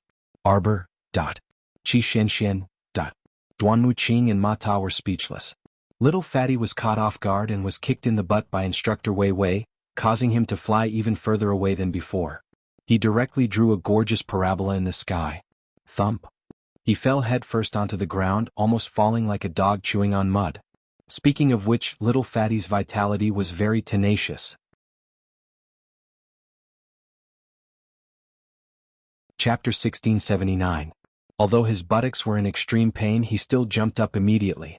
With a baffled expression, the Little Fatty looked at Instructor Wei Wei with a strange expression and exclaimed in a high-pitched voice, "Tut, Instructor, what are you doing? Who would treat their students like this? Was this a personal tutor? Which school's tutor would do such a thing? He was just about to fight with the snow leopard. This tutor actually stepped in and kicked his buttocks. It was even more painful than the snow leopard's sudden kick. He was in so much pain that he grimaced. He looked at Instructor Wei Wei with a dumbfounded expression, not knowing what to say. Instructor Wei Wei glanced at him coldly. The next second he roared, "Get lost!" The five of them looked at each other silently. Qi Xianxian hurriedly pulled Arbor and was about to turn around. Who knew that the snow leopard suddenly roared at them? The roar was so loud that everyone immediately turned around and looked at it warily. The snow leopard looked like it was about to pounce on them and attack. If they were to leave now, they would leave their backs open to the snow leopard. It was probably too late. Instructor Wei Wei's face was solemn. He hurriedly took out a communication jade talisman from his sleeve and wrote a few strokes. Then, his expression changed slightly as he looked at the five students and said coldly, "When I say run later, run immediately. Don't look back." Arbor looked at him indifferently and did not say anything. Wei Wei turned his head and saw the snow leopard taking graceful steps and lightly jumping in front of him. It raised its paws and actually walked towards the direction of the five students. Wei Wei's expression changed. He reached out to stop it, but the snow leopard turned around and roared at him unhappily. Subsequently, without even looking at him, she tossed him aside and quickly skipped over to Qiao Mu's side. Qi Xianxian panicked when she saw this. His figure flashed and he abruptly blocked in front of Qiao Mu, blocking her with his hand. A treasure sword with purple light swirling around it was summoned from her conscious. The sword was filled with spirit energy. Qi Xianxian looked at the snow leopard coldly and said, "Stop right there. With him around, this damned leopard would never be able to hurt her Jojo." The snow leopard growled at Qi Xianxian in dissatisfaction. It tilted its head and its eyes were obviously telling her to get lost. Arbor's eyes lit up as he stared at the snow leopard that was behaving strangely. He gently tugged on Qi Xuanxuan's sleeve. "Don't worry," she said in a low voice. With a flash of her body, she slipped past Qi Xianxian and quickly ran towards the snow leopard. "Don't go over." Duanmu Qing hurriedly stopped him. Instructor Wei Wei was also staring at her with a very disapproving gaze. "What are you doing here?" Arbor did not care about them. At this moment he was only a few steps away from the snow leopard. A pair of bright and round eyes looked at it, and the corners of her mouth twitched, revealing a rare smile. "Little Snow." The snow leopard rolled on the ground, raised its head, and suddenly lay down on the ground. That appearance was simply comparable to a domestic kitten. The few of them stared at it in shock. This was the same one that killed the instructor's spirit bird with one slap. Was it a super divine beast? Where did this cat come from? Hurry up and take it away. Chapter 1680. Don't you think it's too much for a mighty divine beast to suddenly show such a docile expression on your furry face? Since you're so docile, why did you roar and yell just now? You even made it look like the earth was shaking and the mountains were shaking. Who the hell are you trying to show off to? Everyone watched as Miss Qiao ran forward with a cheer. Under everyone's watchful eyes, she actually jumped onto the snow leopard's broad back and even rolled around on top of it. She even touched the snow leopard's ears while she was at it. Oh my god, that big guy actually didn't look angry at all. It just laid there motionless. Qi Xianxian and Little Fatty's eyes widened at the same time. They looked at the snow leopard in disbelief, then looked at Arbor, who was rolling on its back. "Jojo?" Qi Xianxian couldn't help but cry out. The snow leopard, you? Relative? Little Fatty almost spat out a mouthful of blood. Whose relative was a leopard? This Qi Xianxian was already incoherent. Duanmu Qing also took a few steps forward. Seeing that Arbor was fine, he sighed in relief and said, "Have you seen it before?" Arbor tilted its head and thought for a while. Then it sat up and looked at them. "Little Snow used to be my husband's summoned beast." "Summoned beast? You're married?" Clearly, Duanmu Qing, Mata, and Little Fatty's focus was different. Arbor cast a glance at him and nodded. Only then did Mata realize what was going on. He covered his chest with one hand and said in a disappointed tone, "Oh my god. Why is it that all the good girls in this world are already other people's wives?" Little Fatty also blinked his eyes. Qiao, you got married really early." "Early?" Qiaomu didn't have any idea.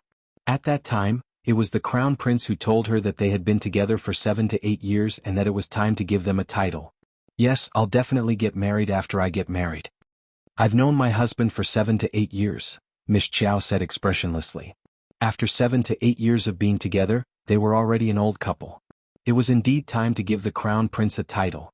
Otherwise it would be too unfair for him, Miss Qiao thought. Everyone was speechless. Why did they feel that this silly girl in front of them seemed to have been tricked by her husband? Cough. Qi Xianxian hurriedly pulled everyone's attention back.